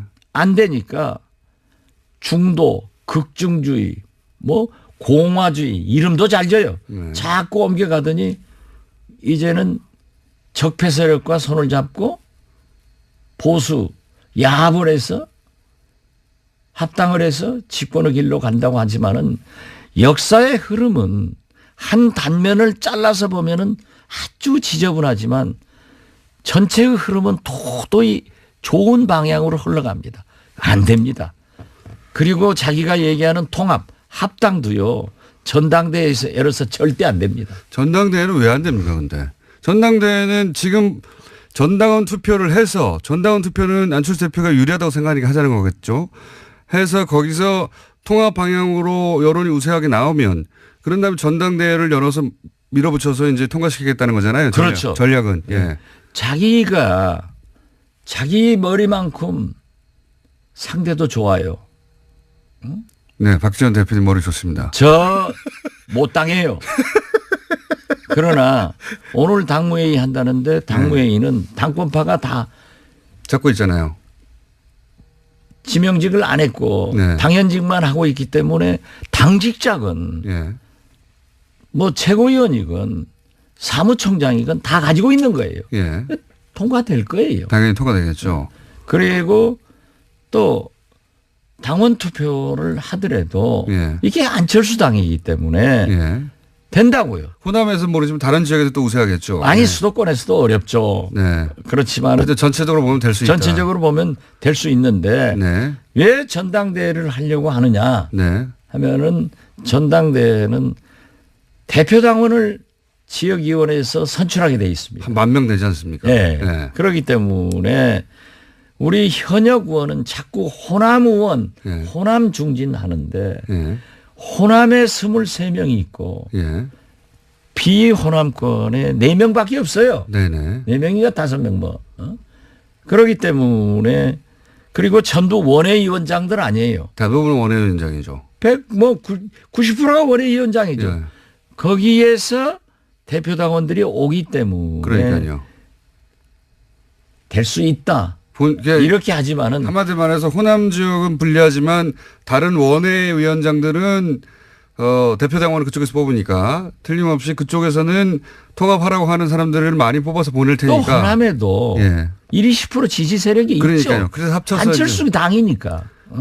그러나 그 전당대회를 소집하는 절차 예. 그리고 진행 예. 이런 것에서 그렇게 용이하게 안 됩니다. 저는 전당대회는 절대 열 수가 없다. 그렇게 보십니까? 그렇게 보면은 안철수 대표는 공중으로 날아갑니다. 전당대회는 대표님이 아시는 절차나 실제 진행 방식이나 혹은 뭐 그 인원의 규모나 여러 가지 사정상 전당대회까지 가는 것조차 어렵다 이렇게 보시는 거죠? 그렇습니다. 예. 정치를 많이 하시는 분이니까 눈에 아니, 훤히 훤히 보입니까 이게? 안철수 대표가 예. 그렇게 보수 대야합 합당하고 싶으면 나가서 해야죠. 왜 나무집에서 하려갑니까? 아니 스님이 절이 싫으면 절이 떠납니까? 스님이 떠나셔야지. DJ도 예. YS하고 있을 때 싫으니까 나와서 창당했잖아요. 예. 이것이 정치사고 이것이 인간 만사고 도리입니다. 내가 싫으면 나가서 하지. 데리고. 호남의 유권자들은 필요한데 호남에서 안철수 대표의 이 지금 합당 시도를 반대하는 사람만 당을 나가달라는 거죠. 안철수 대표는. 근데 당을 나가실 생각이 없는 거죠. 아니 예. 주식회사 회장도 대표이사도 마음대로 못합니다. 주주의 승인을 받아야 돼요. 예. 이게 주식회사가 아니에요. 장사꾼이 하는 게 아니에요. 안랩이 아니에요. 이게 무슨 CEO도 주면 못해요. 그러면은 이 정도의 지능을 가지고 이건 말이 아니에요. 오늘 많은 단어가 새로 나옵니다. 그리고 DJ를 말할 자격이 없어요. 안철수는. 이거 없습니까? 어제도 얘기했던데요. 안철수 대표가 마치 DJ를 이어가는 것 같은데 예. DJ는 보수 야합 합당을 거부했습니다. 이걸 3당 당시에 3당 합당과 같은 선상에서 보시니까 그걸 거부했던 김대중을 어떻게 거론하느냐? 그렇죠. 네. 그리고 햇볕 정책으로 한반도 평화를 유지하고 전쟁을 억제하자 하는 정책을 썼습니다. 상대방 통합 상대인 유승민 대표는 이해창 박근혜 비서실장을 했습니다. 이 국정농단 사건에 대해서 대국민 사과나 통렬한 반성도 없었습니다. 그리고 유승민 대표가 사부로 삼고 있는 이해창 전 총재님은 지금도 김대중 대통령을 대통령으로 인정하지 않고 김대중 씨 운운하면서 대북 강경정책 상호주의를 주장하고 있지 않습니까? 그렇다고 하면은 아버지 보면 아들 보이는 거 아니에요. 여기하고 어떻게 이런 분들하고 같이 합니까? 그리고 지금까지 보면은 유승민 대표하고 안철수 대표를 비교하면은 족탈불급입니다. 지난 대통령 선거 때 TV 토론 안 봤어요? 유승민 대표한테 질질 끌려다니잖아요. 그래서 지금도 통합이니 합당이니 하지만은 유승민 대표에게 바른정당에게 끌려다니고 압도당하고 정체성도 가치관도 결국 그쪽 따라가면서 갈 거예요. 어제 JTBC 이걸 빤히 보이는데 왜 내가 왜 우리가 거길 따라가느냐. 예. 그러니까 그렇게 하고 싶으면 나가서 해라. 그러나 저는 지금 바른정당 입당하라는 겁니까? 뭐 입당을 하든지 통합을 하든지 그건 알아서 하고 저는 지금도 그래요. 안철수 대표에 대한 애정이 있기 때문에 나는 안철수를 반대하는 게 아니다. 통합, 야합, 합당을 반대하는 겁니다. 이제는 안철수 대표도 반대하시는 것 같은데 이제는. 이제 쌓여갑니다.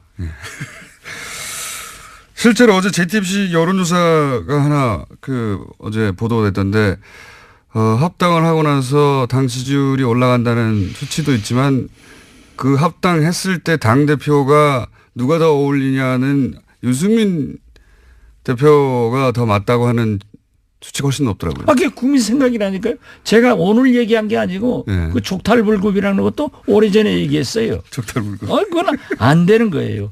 그리고 보세요. 안철수 대표하고요. 네. 딱 보면은 정치를 1년 이상 함께한 사람이 하나도 없어요. 안철수 대표가. 안철수 대표는 그건 천재적 소질이 있는 것 같아. 새 사람 만나서 쓰고 헤어지고. 그러니까 브레인이 없는 거예요. 자기 혼자. 물론 뭐 젊은 사람들 몇이 있겠지만은 이건 아닙니다. 전 브레인은 따로 있는 걸로 알고 있는데. 예, 그 브레인 말씀 아니더라고요. 자, 그런데도 불구하고 지금 여기까지 온 안철수 대표도 뒤로 물러설 수는 없습니다. 절대. 이제는 물러설 수 있는 라인을 넘어. 그게 지금 공장장은 늘 안철수를 미워하면서 생각해 주는 척 하는데 그게 망하게 유도하고 있는 거예요. 공장장 그 작전을 내가 빤히 알아요. 그런 짓 하면 안 돼. 공장장도 지도자라고 하는 것은요. 추진하다가 뭐가 잘못됐으면은 과감하게 시정하고 돌아오는 리더십이 더 큰 지도자인 겁니다. 아니, 그러길 바라시겠지만 대표님도 아시잖아요. 제가 미워하는 게 아니고 안철수 대표는 돌아올 수 있는 선을 넘어가서 못 돌아옵니다. 이제. 그러니까 계속 가야 되는 거잖아요. 그건 공장장 희망사항이고 제가 볼 때는 대표님 희망사항 아니에요? 돌아온다는 통합이고 게? 합당이고 안 되기 때문에 저는 안철수를 반대하는 게 아니라 이게 그러면 안 돼요. 분열하면 안 돼요. 이 적은 집구석에서 분열해가지고 누구 쫓아는 거예요. 그러니까 안철수 대표가 포기하고 돌아오라는 건데 포기 안 하고 계속 가서 전당대회를 어렵다고 하셨지만 마침내 전당대회가 됐어요. 전당대회가 돼서 거기서 이제 실제 개표를 해보니까 합당하라라고 나왔어요. 그럼 어떻게 합니까? 아니, 콰이강의 다리를 며칠, 몇 시, 몇 분, 몇 초에 폭파하겠다고 발표하고 폭파해요? 제 말은 시기는 아니어도 폭발을 하겠다. 아니, 그런 걸 우리는 지난번에 한번 얘기했는데 이 대화는 이건 갑자기 아니에요. 데자뷰네요. 네, 그런 것은 얘기하는 게 아니에요. 그리고 어쨌든 일단은 지금 전당대회 저지. 우리 국민들은 통합이 좋나 누구하고 통합해라 거기 지지합니다. 분열한다 절대 지지 안 합니다. 단어 자체가 그렇습니다. 통합이라는 단어 자체가. 통합과 분열에 하도 우리 정치사의 반복이 그렇기 때문에. 그럼 합당이라고 바꾸시죠 단어를. 아니 그래서 보수 야합 합당으로 정리를 했다니까요. 어제부터는. 그렇기 때문에 그 질문도 앞으로 통합이라고 질문하면은 합당이라고 물어볼게요 그러면. 물어보는데. 합당 이거죠. 그래서 이건 안 됩니다. 될 수가 없다. 될 것 같은데요, 저는 거기까지는. 그건 뭐 항상 공장장의 희망사항이겠죠. 전당원 투표는 무조건 하는 거 아닙니까? 문재인 대통령한테 그런 게 했으면 절대 안 됩니다. 이렇게 얘기하겠죠. 전당원 몸빠니까. 뭐 불리하시면 그런데- 항상 그렇게 넘어오시려고. 아니 그런데 요즘 보면은 예. 몸빠. 예. 요즘 또 안빠가 아주 기승을 부립니다. 뭐 대표님이 대표적인 안빠였죠. 내가 안빠의 대표였는데 예. 요즘은 아주 안빠 공격이 기승을 부리고요. 대표님 공격합니까 이제? 그래서 나는 세계적으로 미국은 특빠, 예. 일본은 아빠, 얘 몸빠. 그런데 그렇게 예. 좀 스트롱 파워를 가진 강한 힘을 가지고 많은 숫자가 잘하면은 안빠도 훌륭한데 그거 몇 사람 되지도 않는 게 돌아다니면서 말이지 달걀이나 던지고 또 자기들이 저한테 전화해요. 뭐 선처해달라 문자 보내고 하면서 그랬더니 또 박지원이가 말이야 자기 우리 모금하자 이런 구상 유치한 이 안빠는 안 돼. 그렇게 괴롭히고 있습니까 지금 대표님? 괴롭히지 뭐. 예. 예. 계란도 던졌다가 전화도 했다가 문자도 보냈다가 SNS도 왔다가. 그런다고 눈 하나 깜짝할 박지원이 아니에요. 저는 댓글을 안 봐요. 눈 하나 깜짝 안 하시는 건 제가 잘 알고 있습니다. 제가 옳은 일 아니에요. 아니 보십시오. 박지원이가 구태 정치라고 하면은 손잡고 잭퍼세라하고도 손잡고 집권의 길로 가야죠. 그러나 제가 DJ의 유일한 비서실장으로 이어가야 될 사람이 DJ가 적폐 세력과는 안 된다. 민주주의를 파괴해서는 안 된다. 정상적인 길로 가야 된다 하고 그 길로 가서 대통령이 됐고 그걸 거부했는데 그런 짓을 해서 되겠어요? 이러니까 나는 처음에는 적폐 세력한테 우리 안철수 대표가 정치 보복한다고 그렇게 얘기를 해서 그냥 실수했겠지 하는데 이게 본심이에요. 그거 이제 보니까. 지금 적폐청산 수사에 대해서 정치보복이라는 단어를 쓴 게 본심이다. 나는 그렇게 되더라고요. 결과적으로 그런 모양새죠. 특히 내가 어제 네. 만만의 재판을 받았잖아요. 예. 결심 받았는데 100만 원 받으셨죠. 100만 원. 청구를 했죠 일단. 예. 아니 구형을 했는데. 구형을 했죠. 검찰이. 구형을 했는데 또 이 많은 분들이 선거법에 100만 원 하면 의원직 박탈당하잖아요. 그 염려해서 또 연락이 와요. 예. 그게 무슨 TV는 말이지. 이 라디오 같은 게 그런 것까지 다 자막으로 넣어서 보도하고 하니까 예. 그게 아니다. 라고 했는데 검찰이 적폐 검찰이 기소를 했기 때문에 자기 식구가 했는데 무죄 구형은 할 수 없잖아요. 근데 무죄예요. 이건 100%. 홍준표하고는 달라요. 그거는 이제 법정에서. 그렇죠. 예. 법정에서 할 일이고. 예. 그런데 제가 그 얘기했어요. 2011년 9월 이 박지원이가 만만의 의혹을 제기했을 때 예. 2012년 4월 이 박지원이가 박근혜 대통령의 비리관계 의혹을 제기했을 때 낙곰수에서 예. 김어준 공장장 주진희 부자 나하고 셋이 했잖아요. 근데 자기들은 기자하고 낙곰수 쎄다고 싹 빠져나가고 나만 지금까지 재판받았어요. 아닙니다. 그렇지만은- 저희는 딴 건으로 바쁘고 있습니다 아직도. 아니, 그런데 예. 나도 15년 재판받다가 이번에 이제 선고하면 끝나는데 그때 만약 검찰이 수사를 제대로 했으면. 박지원을 수사할 게 아니라 만만에 박근혜를 수사했으면 이러한 국가 대불행이 없었다. 국정농단 사건이 없었다. 그래서 지금의 검찰처럼 적폐청산에 주력하지 않고 정치 보복 수사를 했기 때문에 이 검찰은 과거 검찰은 국정농단의 공범이다 내가 그랬다니까요.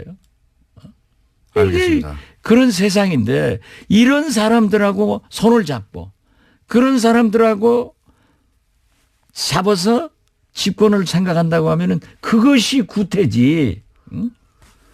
오래 살아서 좋은 짓 하면은 그것이 구태예요?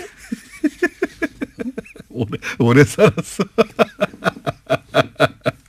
대표님 우리 시간이 다 됐고요. 그러니까 아니 좀 더 해요.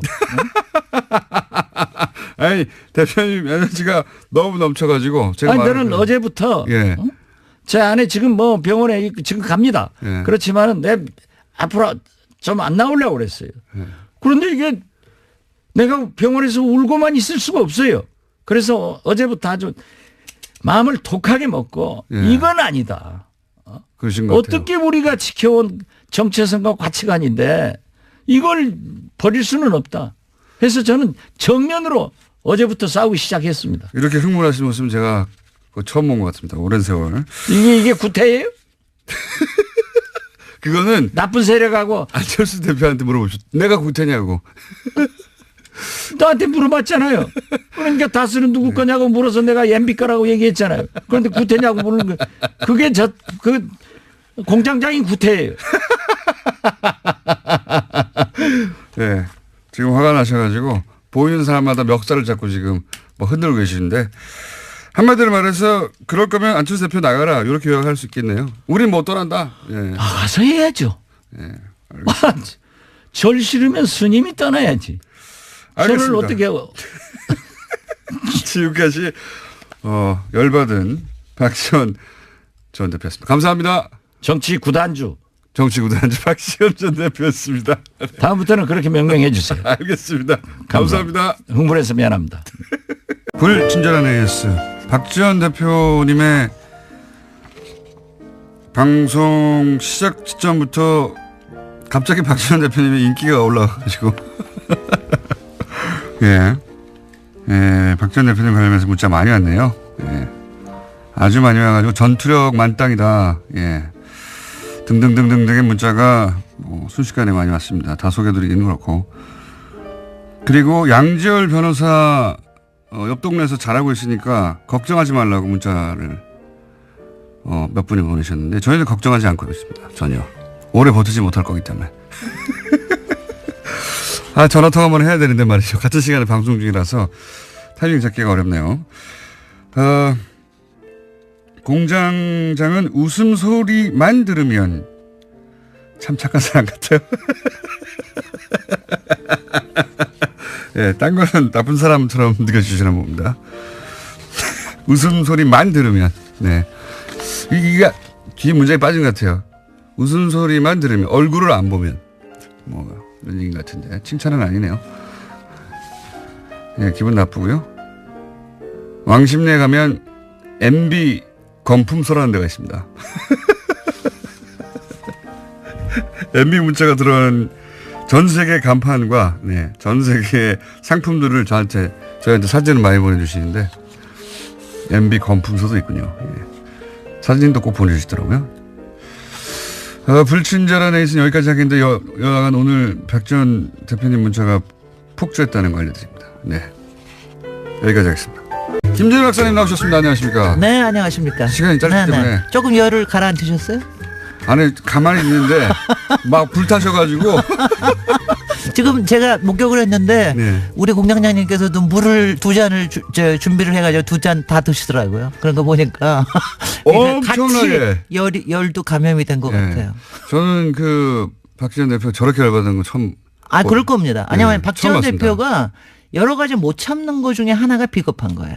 그러니까 욕을 먹더라도 그 자리는 돌파를 해야 된다. 거기 가가지고 계란 맞아야 된다고 하시는 거죠. 맞아요. 아니 이거 솔직히 저도 그런 게 어저께 그 조금 저도 이런 얘기 해도 되는지 모르겠지만 이 코너에서 아니 또 맞아. 의총 3시간 전에 기습으로 하고 그다음에 의총이 안 나타나고 할 수는 그런 있다고 봐 거는- 기자회견은. 근데 갔었어야 하는. 물론이죠. 한다. 그러고 나서는 네. 가야 되는 거죠. 그거 저거 왜 안 하는 가셨어요? 거는 그 굉장히 거기 가서 오히려 정면 돌파하고 막고 막 두들겨 맞고 뭐 욕도 그게 훨씬 듣고 유리한데요. 그러면은 오히려 이게 구태다라고 밀어붙일 수도 있는 거 아니야. 아니 근데 정치적으로는 원래 계란 맞으면 좋아하거든요 다들. 저 정치인들이. 계란 맞은 사람이 다 잘 됐습니다.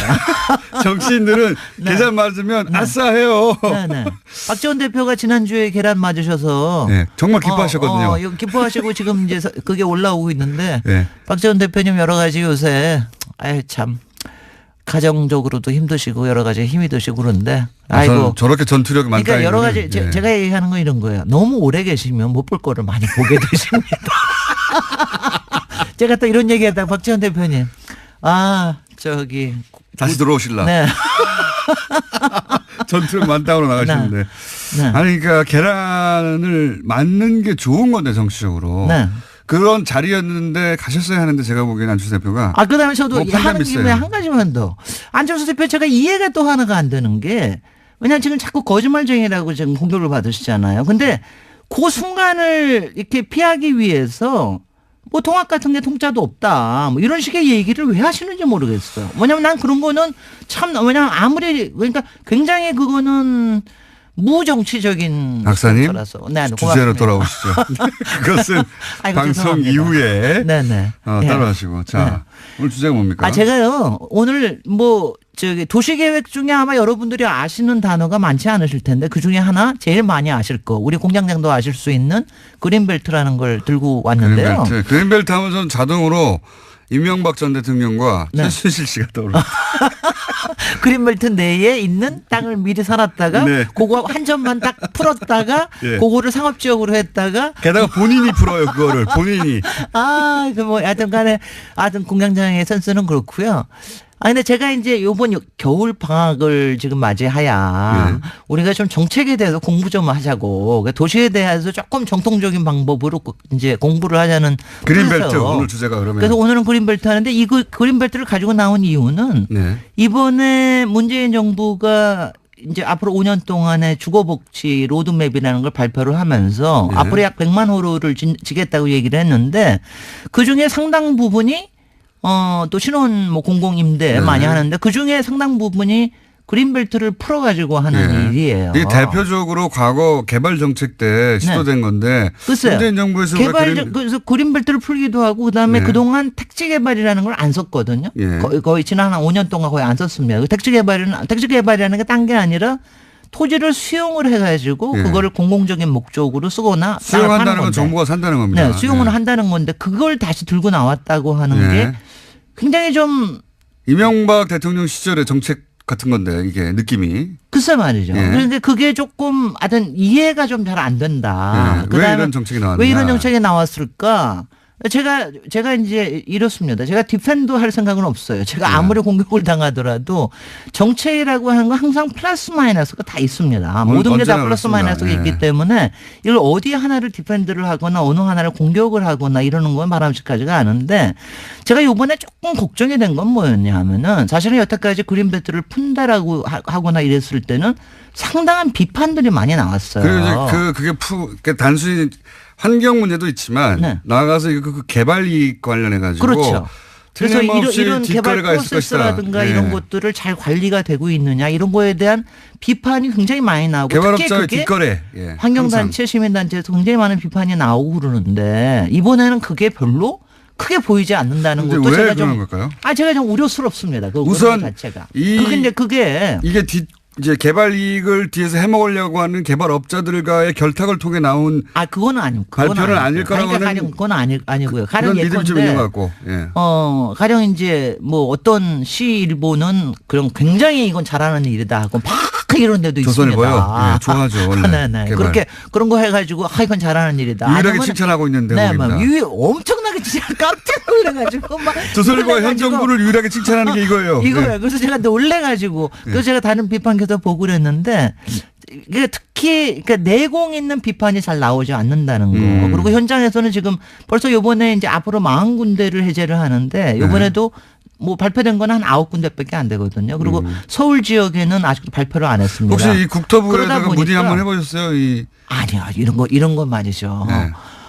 왜냐하면은 그러니까 그 안에 숨어 있는 얘기들은 다 알고 있습니다. 근데 이거 물어보면 아주 굉장히 힘이 듭니다. 왜냐하면 이게 서로 다 아는 거 아니냐. 뭐 이런 식의. 숨어 있는 얘기를 해주세요. 그러면. 아니 근데 숨어 있는 얘기를 하기가 제가 숨어 있는 얘기를 오늘 다 하기보다 오늘 뭐 시간도 얼마 안 남았으니까 이게 굉장히 신기하네요. 제가 그린벨트는 다음 주에 한 번 더 할게요. 그린벨트라는 걸 누가 만드는 걸 아시죠? 모릅니다. 박정희입니다. 박정희 대통령. 70년도에. 맞습니다. 그러니까 박정희 대통령의 도시 우리나라 국토에서 제일 잘했다고 얘기하는 게 딱 하나가 있다면 그린벨트예요. 딱 하나는 아니고 몇 가지 있어요. 몇 가지는 있습니다. 근데 그린벨트도 잘했다. 그린벨트는 굉장히 잘했다고 칭찬을 받는 거예요. 근데 그거를 갖다 그래서 거의 성전처럼 여기 와서 그린벨트는 보호해야 된다. 물론 한쪽에 풀기도 했지만 이거를 푸는 사람이 누굽니까?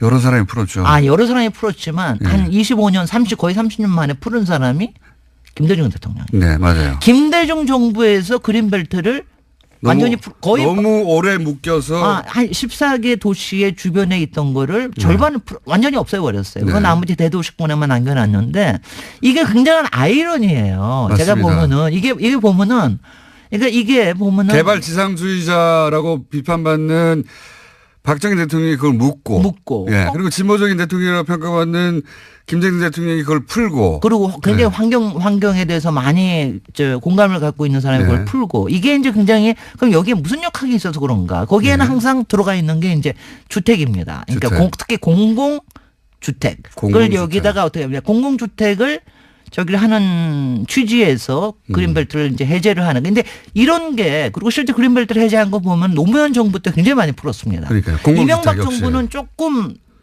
덜 풀었고. 도시로 돌았죠. 그리고 오히려 박근혜 때는 거의 뉴타운. 안 풀었어요. 신기하죠. 굉장히 신기한 일입니다. 요것이 어떻게 된 일인지 설명을 다음 시간에 하셔야 될 것 네, 같습니다. 이런 재밌습니다. 이 역학 네, 거꾸로일 것 같은데 네네. 왜 이런 일이 벌어졌는가. 네, 네. 그네 자, 이제 안녕. 아이고 이거 무슨 뭐 이렇게 선수를 쓰다니. 오늘도 선수를 안녕. 아직도 김진일 박사였습니다. 하기도 전에 미리 안녕부터. 도시건축가 김진일 박사님이었습니다. 안녕하셨어요? 네. 제가 하겠습니다. 안녕. 안녕하세요. 김원준입니다. 국가보훈처는 어제 감사 결과를 발표하고 박승춘 전 보훈처장을 수사 의뢰했습니다. 총선과 대선 직전 박정희 유신 독재에 저항했던 민주화운동을 빨갱이 책동이라고 교육하는 DVD를 국정으로부터 받아 배포하고 청와대 지시와 정경련의 지원을 받아서 세월호 특조위 해체 시위와 같은 관제 데모에 동원됐던 고엽제 전후에 한국토지주택공사로부터 주택사업 우선사업자가 될 수 있도록 지원하는 등 혐의는 여러 가지입니다. 이 수사 의뢰에 대해 조선일보는 또 한 번 정치보복 프레임을 끌어들였습니다. 이전 정권은 선거 패배와 정권 교체로 국민 심판을 받았고 그 이상 엄중한 심판이 없는데 직성이 안 풀려 다 감옥에 보내면 정권이 다시 바뀌면 그대로 보복당할 것이다. 조선일보 이야기입니다. 조선일보는 엄정한 법 집행과 법 질서 확립을 주장하는 무수한 사설을 그동안 써왔는데 정작 보수가 그 엄정한 법 집행의 대상이 되자 갑자기 봐줘야 한다는 거죠. 박 전 처장의 비의혹이 정권 교체됐다고 저절로 없던 일이 됩니까? 아예 없는 제도 만들어내서 생사람을 간첩으로 만들어냈던 세력이 할 말이 아니죠. 적폐 수사 때마다 빠짐없이 등장해서 정치보복이라고 외치며 정권이 다시 바뀌면 보복당할 거라고 저주하고 협박하는 조선일보. 에게 제가 할 말은 한마디입니다. 시끄럽다. 김어준 생각이었습니다.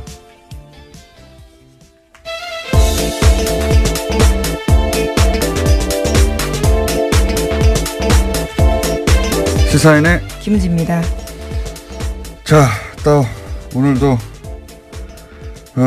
참 다이나믹한 한국이에요. 이슈가 워낙 많죠. 예. 이렇게 매일 하는데도 매일 이렇게 20분 동안 떠도는 뉴스가 나온지 모르겠습니다. 자, 오늘은 어떤 뉴스가 첫 번째입니까? 네, 어제 국군기무사령부가 국방부 댓글조사 TF를 감청해서 압수수색 계획을 미리 알았다라는 뉴스 전해드린 바가 있는데요. 군 기무사가 이를 인정했습니다. SBS 보도 직후에 이석구 기무사령관이 의혹을 전면 부인한 것과는 전혀 다른 태도인데요. 하지만 기무사 쪽은 수사를 방해할 의도는 아니었다라고 해명하고 있습니다. 그러니까 감청 자체도 합법적인 업무였다라고 주장하고 있는데요. 승인된 회선으로 감청하는 가운데 조사 TF가 별도의 전화를 사용하지 않았기 때문에 자연스럽게 감청이 이뤄졌다라고 주장하고 있습니다. 자연스럽게 감청이 일어섰다. 네, 어제는 이제 뭐 아무런 문제 없다고 완전 부인했다가 그렇죠. 하루 만에 자세가 바뀌긴 했는데 이제 SBS가 확보한 게 뭔지는 모르겠습니다만 그게 증인인지 물증인지 뭔지는 모르겠습니다만 이렇게 자신 있게 보도했을 때는 뭔가 있겠죠. 믿을 만한 구석이. 그러자 이제 감청을 하긴 했는데 아니 우리가 감청을 하려고 한 게 아니라 그 회선에서 저절로 걸려들었어. 이런 거 아닙니까? 제가 최근에 본 해명 중에 가장 창의적이네요. 저절로 걸러들였을 뿐 우리는 하려고 한 게 아니다 이거죠. 예. 예, 저절로 걸러들었다고 하더라도 어쨌거나 그 내용을 보고했고요. 그 보고한 문서를 삭제했습니다. 그런데 그게 복원돼서 걸린 거거든요. 그러니까 왜 삭제했는지에 대해서는 설명하지 못하고 있는 거죠. 아니 이게 상급기관이 범죄 혐의를 지금 조사하고 있는데 저절로 걸렸다고 하더라도 그걸 보고하거나 거꾸로 이거 이 회사를 닫아야 된다고 보고하거나 혹은 거기에 대해서 그 회선을 이 사실 자체를 사실은 조사 대상에게 알려줘야 되는 거예요. 그런데 그렇죠. 수사 방해가 될 수 있는 상황이니까요. 근데 이제 그거에 대해서 이제 저희들은 압수수색에 대비해서 증거인멸을 시도했다 하는 정황이 지금 의심되는 것이고 저는 그 군 관련 특히나 군 관련은 군의 이 수사를 맡기면 안 되겠다 하는 생각을 다시 한번 하게 되는 것이 이 국정원 TF 때하고는 또 다른 것이요. 국정원 TF도 비슷한 구조로 했거든요. 위원회 만들어서 지금 그 국방부 TF가 하는 거 아닙니까 이게? 예, 그렇죠. 지금 거기서 먼저 하고 있는 겁니다. 네. 근데 그 기억을 되돌려 보면 국정원 때는 중간중간에 발표하고 중간중간에 수사 의뢰하고 이런 일이 이루어졌었어요. 근데 이제 국방부 TF는 수사 의뢰가 한 건도 없지 않습니까? 네, 오늘 아침 한겨레 신문이 그렇게 보고했는데요. 자체 수사를 통해서 수사 의뢰하거나 관련 자료를 검찰에 보낸 적도 없다라고 합니다. 심지어 검찰의 자료 요청에 대해서 보안 등의 이유로 거절당하는 사례가 많았다라고 합니다. 그리고 제일 제가 어처구니 없는 게 예를 들어 수사관이 가요. 그러면 가장 먼저 하는 게 요즘은 그 하드를 뜬다고 하죠. 예, 디지털 증거들이 워낙 많아서요. 문서를 다 거기서 작업하는 게 요즘 누가 손을 씁니까? 하드를 뜨는 이미징 작업을 해야 되는데 아예 이미징을 못하게 하니까 그 옆에 서가지고 거기서 압수수색을 해도 이미지를 뜨는 게 아니라 그 PC에 앉아가지고 검색하고 있어요. 검색. 예, 이렇게 그렇죠. 해서 그 안에 있는 모든 문서 혹은 뭐 이름을 바꿨을 수도 있고요. 또는 그 파일을 그 암호화해서 숨겨놨을 수도 있고요. 이게 어떻게 조사가 됩니까? 그 자리에 앉아가지고 게다가 남의 PC에 앉아가지고 그 남의 PC 구조가 어떻게 되는지도 모르는데 검색을 해서 찾아가라는 거거든요. 말도 안 되는 거예요. 그런 방식의 압수수색밖에 허용하지 않고 있거든요. 상급기관이 왔는데 그래서 김무사령부도 댓글 활동에 관여했다고 하는 이야기는 한 달 전에 나왔는데 지금까지 조사가 이루어진 게 없어요. 제대로. 네, 압수수색도 겨우 한 달 지나서나 했다고 하는데요. 말씀처럼 이미징 그러니까 복제도 못하게 해서요. 그런 식으로 현장에서 곤혹스러운 상황이라고 합니다. 그리고 나서 이 국방부 TF 또 군인이거든요. 게다가 이 사람들이. 군인이 가서 군인을 조사하는데 군인들이 거부하는 거예요. 제대로 거부한다기보다 협조를 안 하는 거죠. 이미징도 안 된다고 하고. 국정원 같은 경우는 중앙 서버를 대놓고 지금 조사하고 있는데 이건 개개인의 PC도 못하게 하니까 조사가 될 리가 있습니까? 국방부가 제대로? 저는 이 수사는 처음부터 다시 해야 된다고 봅니다. 이 정도 해놓고 대충 넘어가서 시간이 지나고 또다시 이런 일이 벌어지게 돼 있어요. 처음부터 다시 해야 된다. 다시 짜가지고 국방부 TF로 이 일을 제대로 못할 것 같으면 아예 외부에서 들어가서 처음부터 다시 해야 된다고 봅니다. 저는 이 한겨레 특종 굉장히 중요한 특종이라고 봅니다. 군에 관련된 수사는 사실상 제대로 된 게 없다 이거거든요. 그리고 국정원에서 가짜 사무실 만들어서 방해하던 것 이상이죠. 자기들끼리 도청해가지고 자기들끼리. 그렇죠. SBS는 또 그런 내용들을 보도했었는데요. 처음부터 다시 해야 된다. 저는 그렇게 봅니다. 게다가 지금까지 수사 의뢰도 없고요. 이미징도 안 되고 완전 개판이에요. 수사가. 자, 굉장히 중요한 특종 나왔고 저희도 앞으로 계속해서 SBS도 추가 못하겠죠. 다음 주는요. 네, 임종석 대통령 비서실장의 아랍에미리트 행과 관련해서 계속해서 여러 가지 보도들이 나오고 있는데요. 오늘 아침에 중앙일보에서 좀 자세한 내용들이 나왔습니다. UAE 왕세자가 날짜를 지정하면서 요청돼서 결정된 일정이다라고 여권 핵심 인사가 밝혔다라는 건데요. 이 인사의 발언을 인용한 보도를 보면요. 특사 파견은 왕세자의 요청에 따른 것으로 방문 날짜도 아랍에미리트 측에서 정해준 일정에 맞추다 보니까 급하게 진행됐다라고 밝히고 있고요. 양국 간의 시급한 관계 개선이 주목적이었다라고 말하고 있습니다. 처음으로 좀 구체적인 뭐 여러 가지 설들이 나오다가 예. 이건 이제 그 양 국가 간의 외교적 차원에서 벌어진 일이기 때문에 예. 그 자리에 참석하지 않은 사람들은 알 수가 없어서 추측 보도만 나오다가 좀 구체적인 내용이 처음으로 나왔네요. 예. 이게 이제 자유한국당에서는 처음부터 임종석 비서실장이 아랍에미레이트로 날아간 직후부터 계속해서 이게 바로 이명박 전 대통령 뒤를 캐려고 하다가 이런 일이 벌어진 게 아니냐, 혹은 뭐 뒤를 캐러 간 거 아니냐, 예. 그런 얘기를 끊임없이 주장을 했었죠. 예. 근데 여기 지금까지 나온 보도로 보면 거꾸로 UAE 측 요구로 갔다. 급하게 일정을 잡아서 갔고, 그리고 주 목적은 양국 간의 시급한 관계 개선이다. 이렇게 나오고 있는데, 이 이상은 이제 적어도 왕세제를 만나봤기 때문에 우리 쪽에서는 대통령 비서실장이 갔고, 외교 차원에서 벌어진 일이라 더 이상 청와대에서는 뭐가 안 나올 것 같은데요. 제가 나름대로 또 취재한 바로는, 예. 저도 가끔 취재를 합니다. 나름대로 취재한 바로는, 이명박 전 대통령 뒤를 캐기 위해서, 왕실로 간 거 아니냐. 그러다가 발각돼서 간 거 아니냐. 라는 자유한국당의 주장이 있지 않습니까? 계속 그런 주장을 하고 있습니다. 자유한국당은 처음부터 이 프레임을 잡았어요. 그러니까 정치보복 프레임이죠, 이것도. 예, 정치보복 하려고 하다가 지금 외교 관계까지 지금 탈난 거 아니냐. 이런 정치보복 프레임을 동원했는데, 여기서 주목할 것이 두 가지입니다.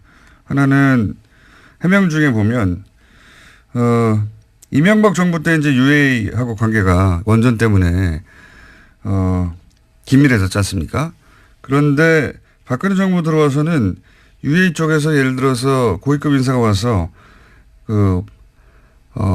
현역 때 만났던 그러니까 이명박 전 대통령을 만나려고 해도 박근혜 정부 시절에는 일정을 안 잡아줬대요.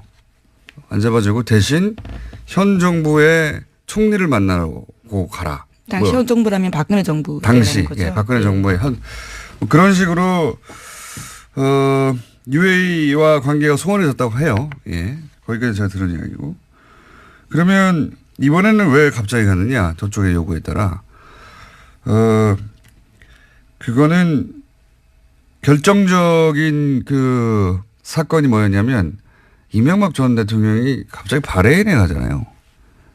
네, 그랬죠. 12월 달에. 굉장히 시급한 상황이었는데, 시급한 상황이었다는 거는 다 쓰는 누구 겁니까가 폭발적으로, 예, 보도되고 할 때였는데, 바레인에 뜬금없이 강연을 간다고 하셨죠. 예. 그 이후로 UAE가 갑자기 여러 가지, 항의를 현 정부에 했다. 이명박 전 대통령이 바레인에 갔을 때, 그러니까 정치 보복을 하다가 UAE가, 관계가 나빠진 게 아니라, 이명박 전 대통령이 바레인에 갔을 당시에 무슨 일이 일어났다. 이거는 제가, 전후 사정을 취합하다가, 저의 추정입니다. 이것도 역시 저 참석해 보지 않았기 때문에 이 고위급의 만남에 이명박 전 대통령이 뭐라고 했어요. 예.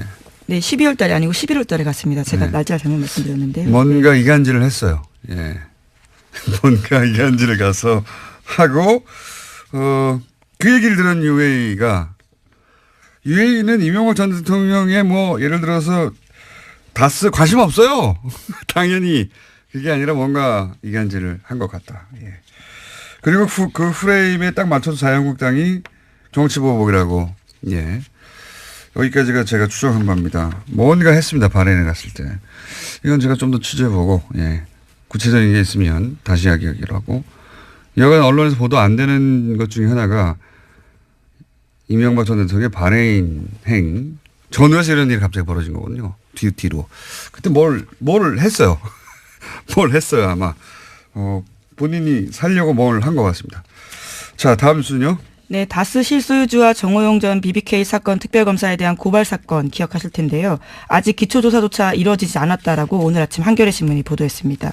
검찰이 고발장 접수 뒤 2주가 되도록 고발인 조사조차 하지 않았다라는 건데요. 정호용 전 특검의 공소시효는 2달 남짓 남았다라고 합니다. 이건 하지 않을 수 없어요. 예. 물론 뭐 검찰로서는 부담스럽겠죠. 검찰이 주도한 특검이었는데 그때 뭐 120억 비자금 나왔는데 심지어는 돌려줬다는 거 아닙니까? 예. 그리고 이 건은 이미 증인도 너무 많고. 그렇죠. 예. 그 당시 그 사라진 돈과 관련된 계좌로 의심되는 것도 나와버렸고 수사가 반쯤은 언론에 의해서 진행됐어요. 예. 하지 않을 수는 없다고 봅니다. 근데 이제 아직도 고발인 조사조차 하지 않았다고 걱정하는 거죠, 한겨레는. 예, 시간이 얼마 남지 않았기 때문에 이런 보도가 나오는 것 같습니다. 어쩌면 조용히 하고 있을지도 모르고. 공소시효가 2달, 예, 석 달도 안 되거든요, 예, 이제. 예. 2월 23일까지라고 합니다. 하지 않을 수 없을 거라고 봅니다, 저는. 예. 여하간 아직은 발동이 안 걸리고 있다, 이런 뉴스고요. 다음 뉴스는요? 네, 최순실 씨가 어제 이재용 삼성전자 부회장의 항소심 증인으로 나왔습니다. 그 자리에서 특검팀의 질문에 짜증으로 일관해서요. 재판부의 제지를 받기도 했는데요. 재판부는 최 씨가 특검 질문을 끊고 말을 하면 끝까지 듣고 대답을 해라라는 증언 태도를 질책했습니다. 최 씨가 특검에게 오히려 질문을 할 때에는 오늘은 특검 질문에 증인이 대답하러 나온 자리다라면서 언성을 높이기도 했습니다.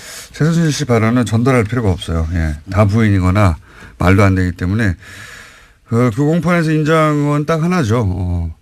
왜냐하면 통화 내역이 있기 때문에. 네, 박근혜 전 대통령과 통화한 내용이요. 예. 근데 이제 거기 보면 2개월치밖에 거기는 없는데 어제 제출된 것은 거기 보면 2개월 동안 문자를 한 번도 하지 않고 오로지 통화만 260번 가까이 했습니다. 260번 가까이. 그러니까 이게 이제 날짜로 나눠보면 하루에 4번 이상 했단 말이죠. 4번 이상 했는데 생각해 보면 사람이 깨어있고 활동하는 시간이 한 12시간 주로 보다 보면 3시간마다 한 번씩 전화한 거예요. 하루. 매일매일 주말도 없이. 이게 친해서 할 수 있는 통화의 주기가 아니거든요. 이건 단순히 친한 게 아니고 매일매일 어떤 업무가 있었던 겁니다. 대통령과 최순실 이 당시에 처리하거나 논의해서 결정할 업무가 있으니까 매일 3시간 간격으로 계속 통화하죠.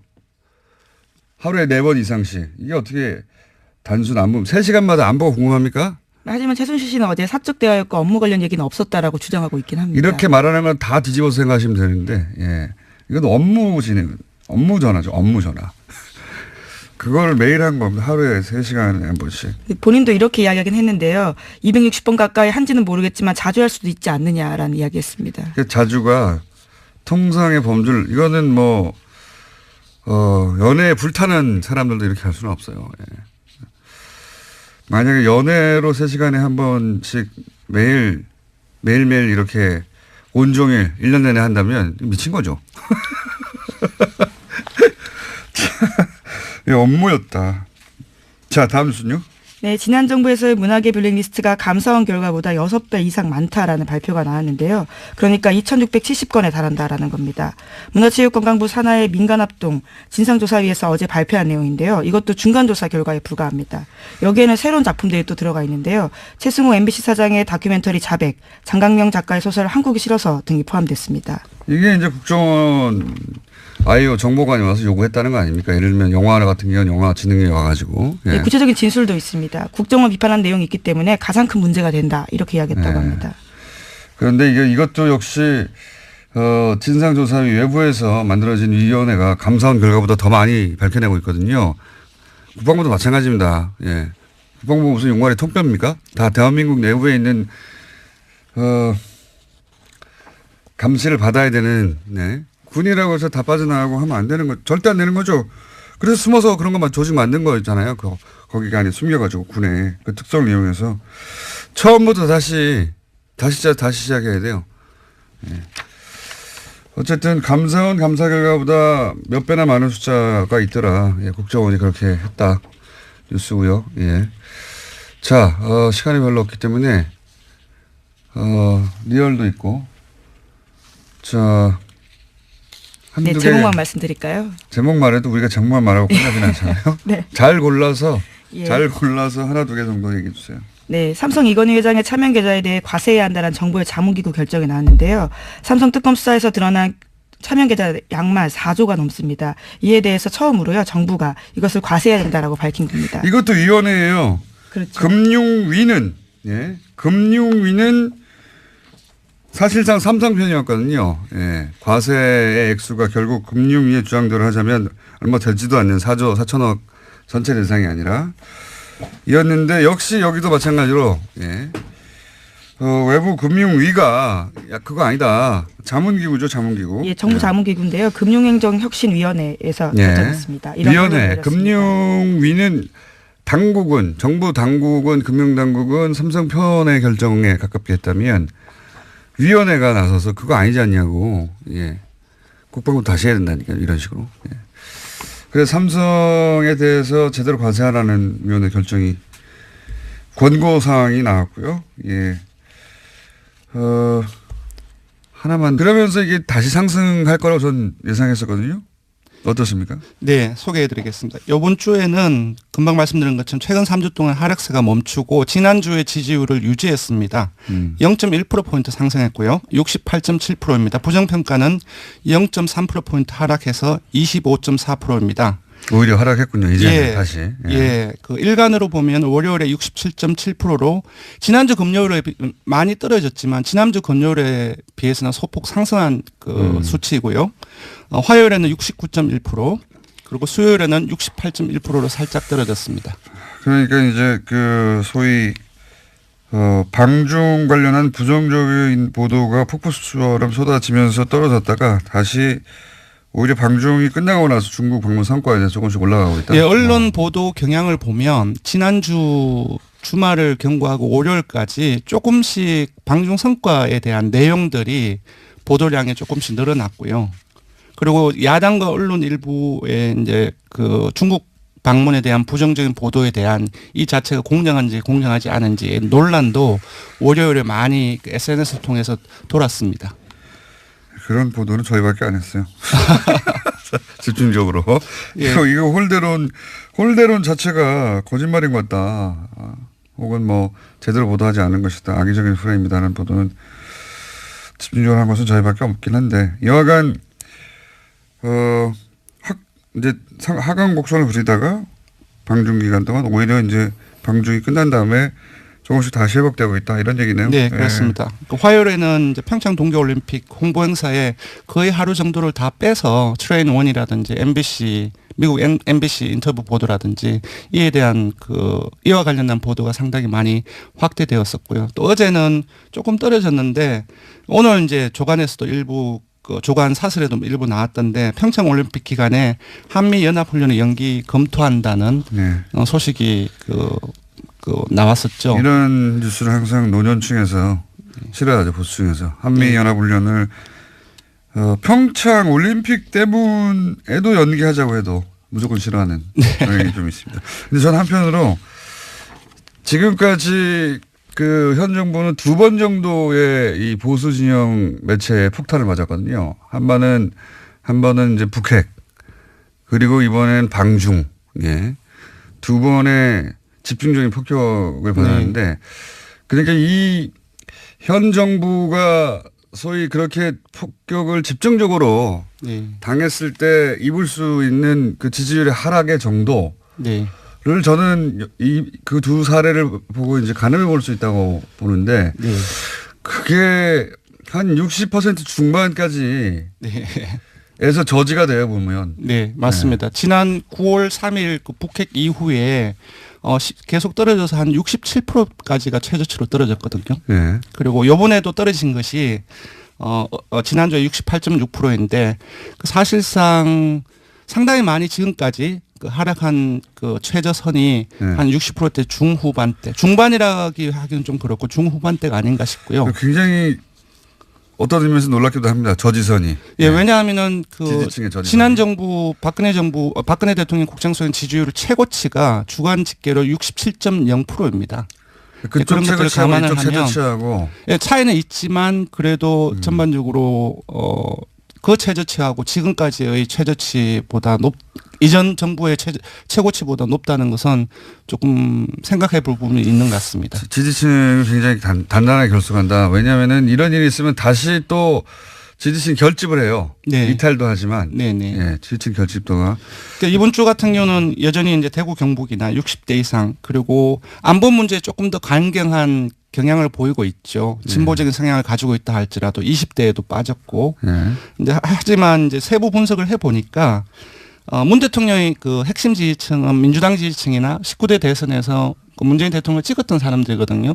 이쪽에서의 지지율은 거의 변동이 없거나 그리고 이번 주 민주당 지지층에서는 오히려 소폭 올랐습니다. 그래서 뭐 역결집을 보이고 있다라고는 분석하기는 조금 힘들지만 이러한 어떤 부정적인 보도가 확대되는 과정 속에서도 핵심 지지층은 거의 변화가 없다라고 볼 수 있을 것 같습니다. 이게 이제 보수층에서 그러니까 보수 세력에서 이제 공략하기 굉장히 어려운 포인트가 이런 거죠. 그렇습니다. 예. 그러니까 분명히 폭탄을 쓸 수 있는 걸 다 썼는데 예, 더 이상 하락하지 않는 거. 왜냐하면 핵심 지지층의 전체적인 어떤 규모가 상당히 이제 넓다는 거죠. 그렇기 때문에 전체 지지율도 이런 상황에서도 많이 빠지지 않는 것 같습니다. 자, 정당 지지율은 수치만 간단하게 짚고요. 매번 뭐 0점 몇 이런 수준이기 때문에. 예, 정당 지지율은 원내 주요 정당, 그러니까 4당이 정의당을 제외하고 일제히 하락세를 보였습니다. 수치를 알려드리면 민주당은 0.8%포인트 하락해서 51.1%이고요. 한국당은 지난 3주 동안은 조금씩 올랐는데 이번에는 0.2%포인트 하락해서 18.5%입니다.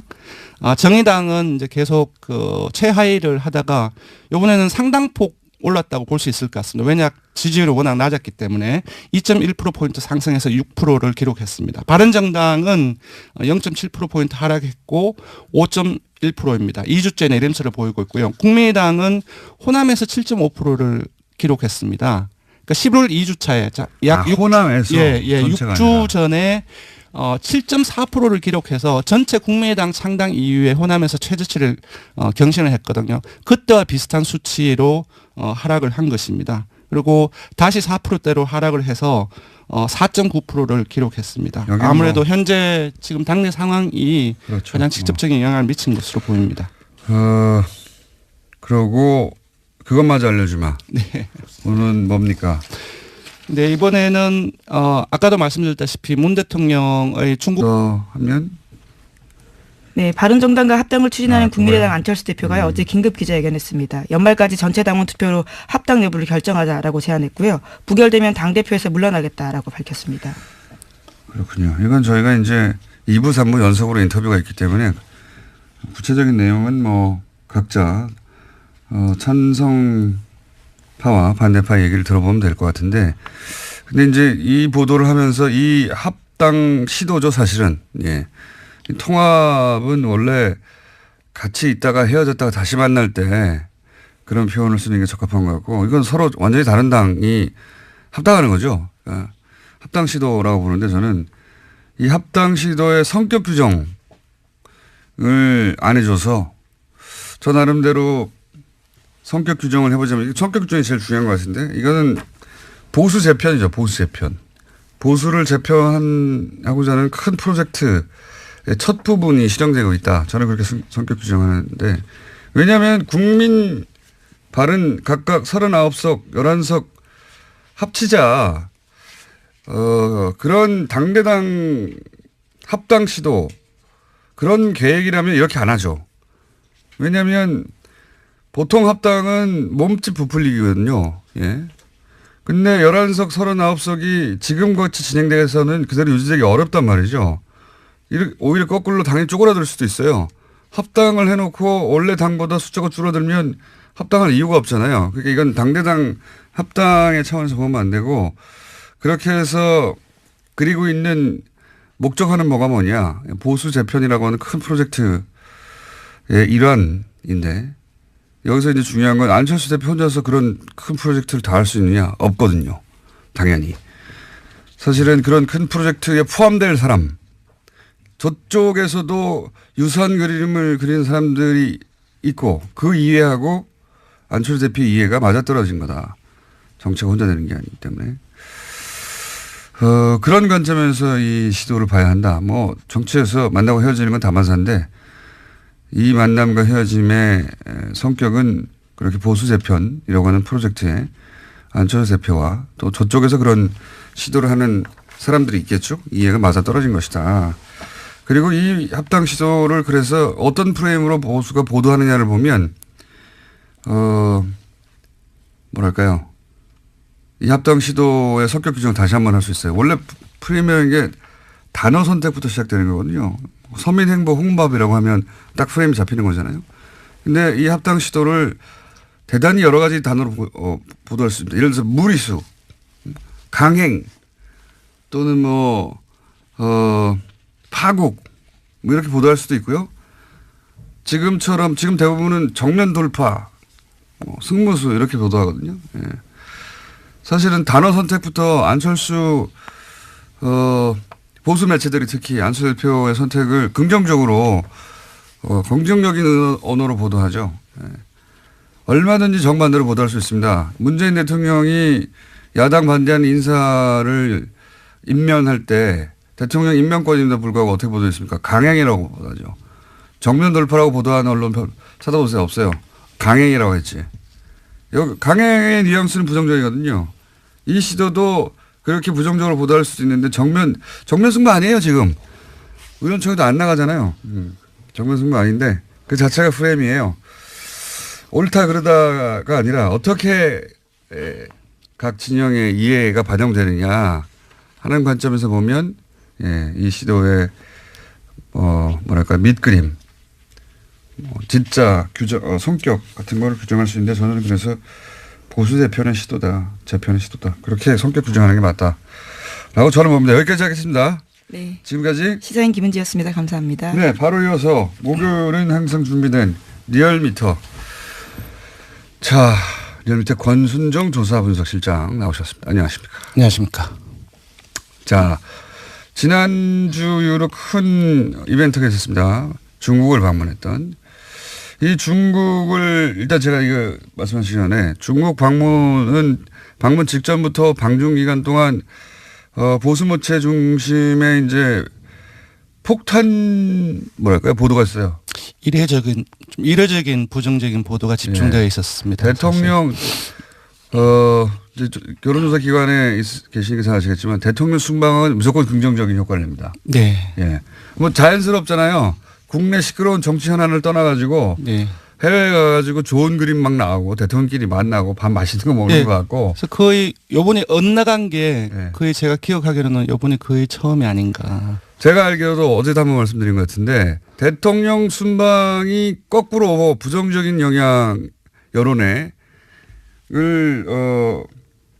낸 것은 제가 기억하기로는 처음이에요. 근데 이제 그게 그래서 제가 계속 악의적이라고 했는데 순방 첫날부터 계속해서 부정적인 보도만 쏟아냈거든요. 보수 매체에서 혼밥 이거 시작해가지고 엄청난 숫자의 부정적인 보도 홀대 혼밥을 네. 보수 매체가 정말 폭포수 같이 쏟아냈어요. 선전적인 단어 뽑기가 상당히 많이 나온 것 같습니다.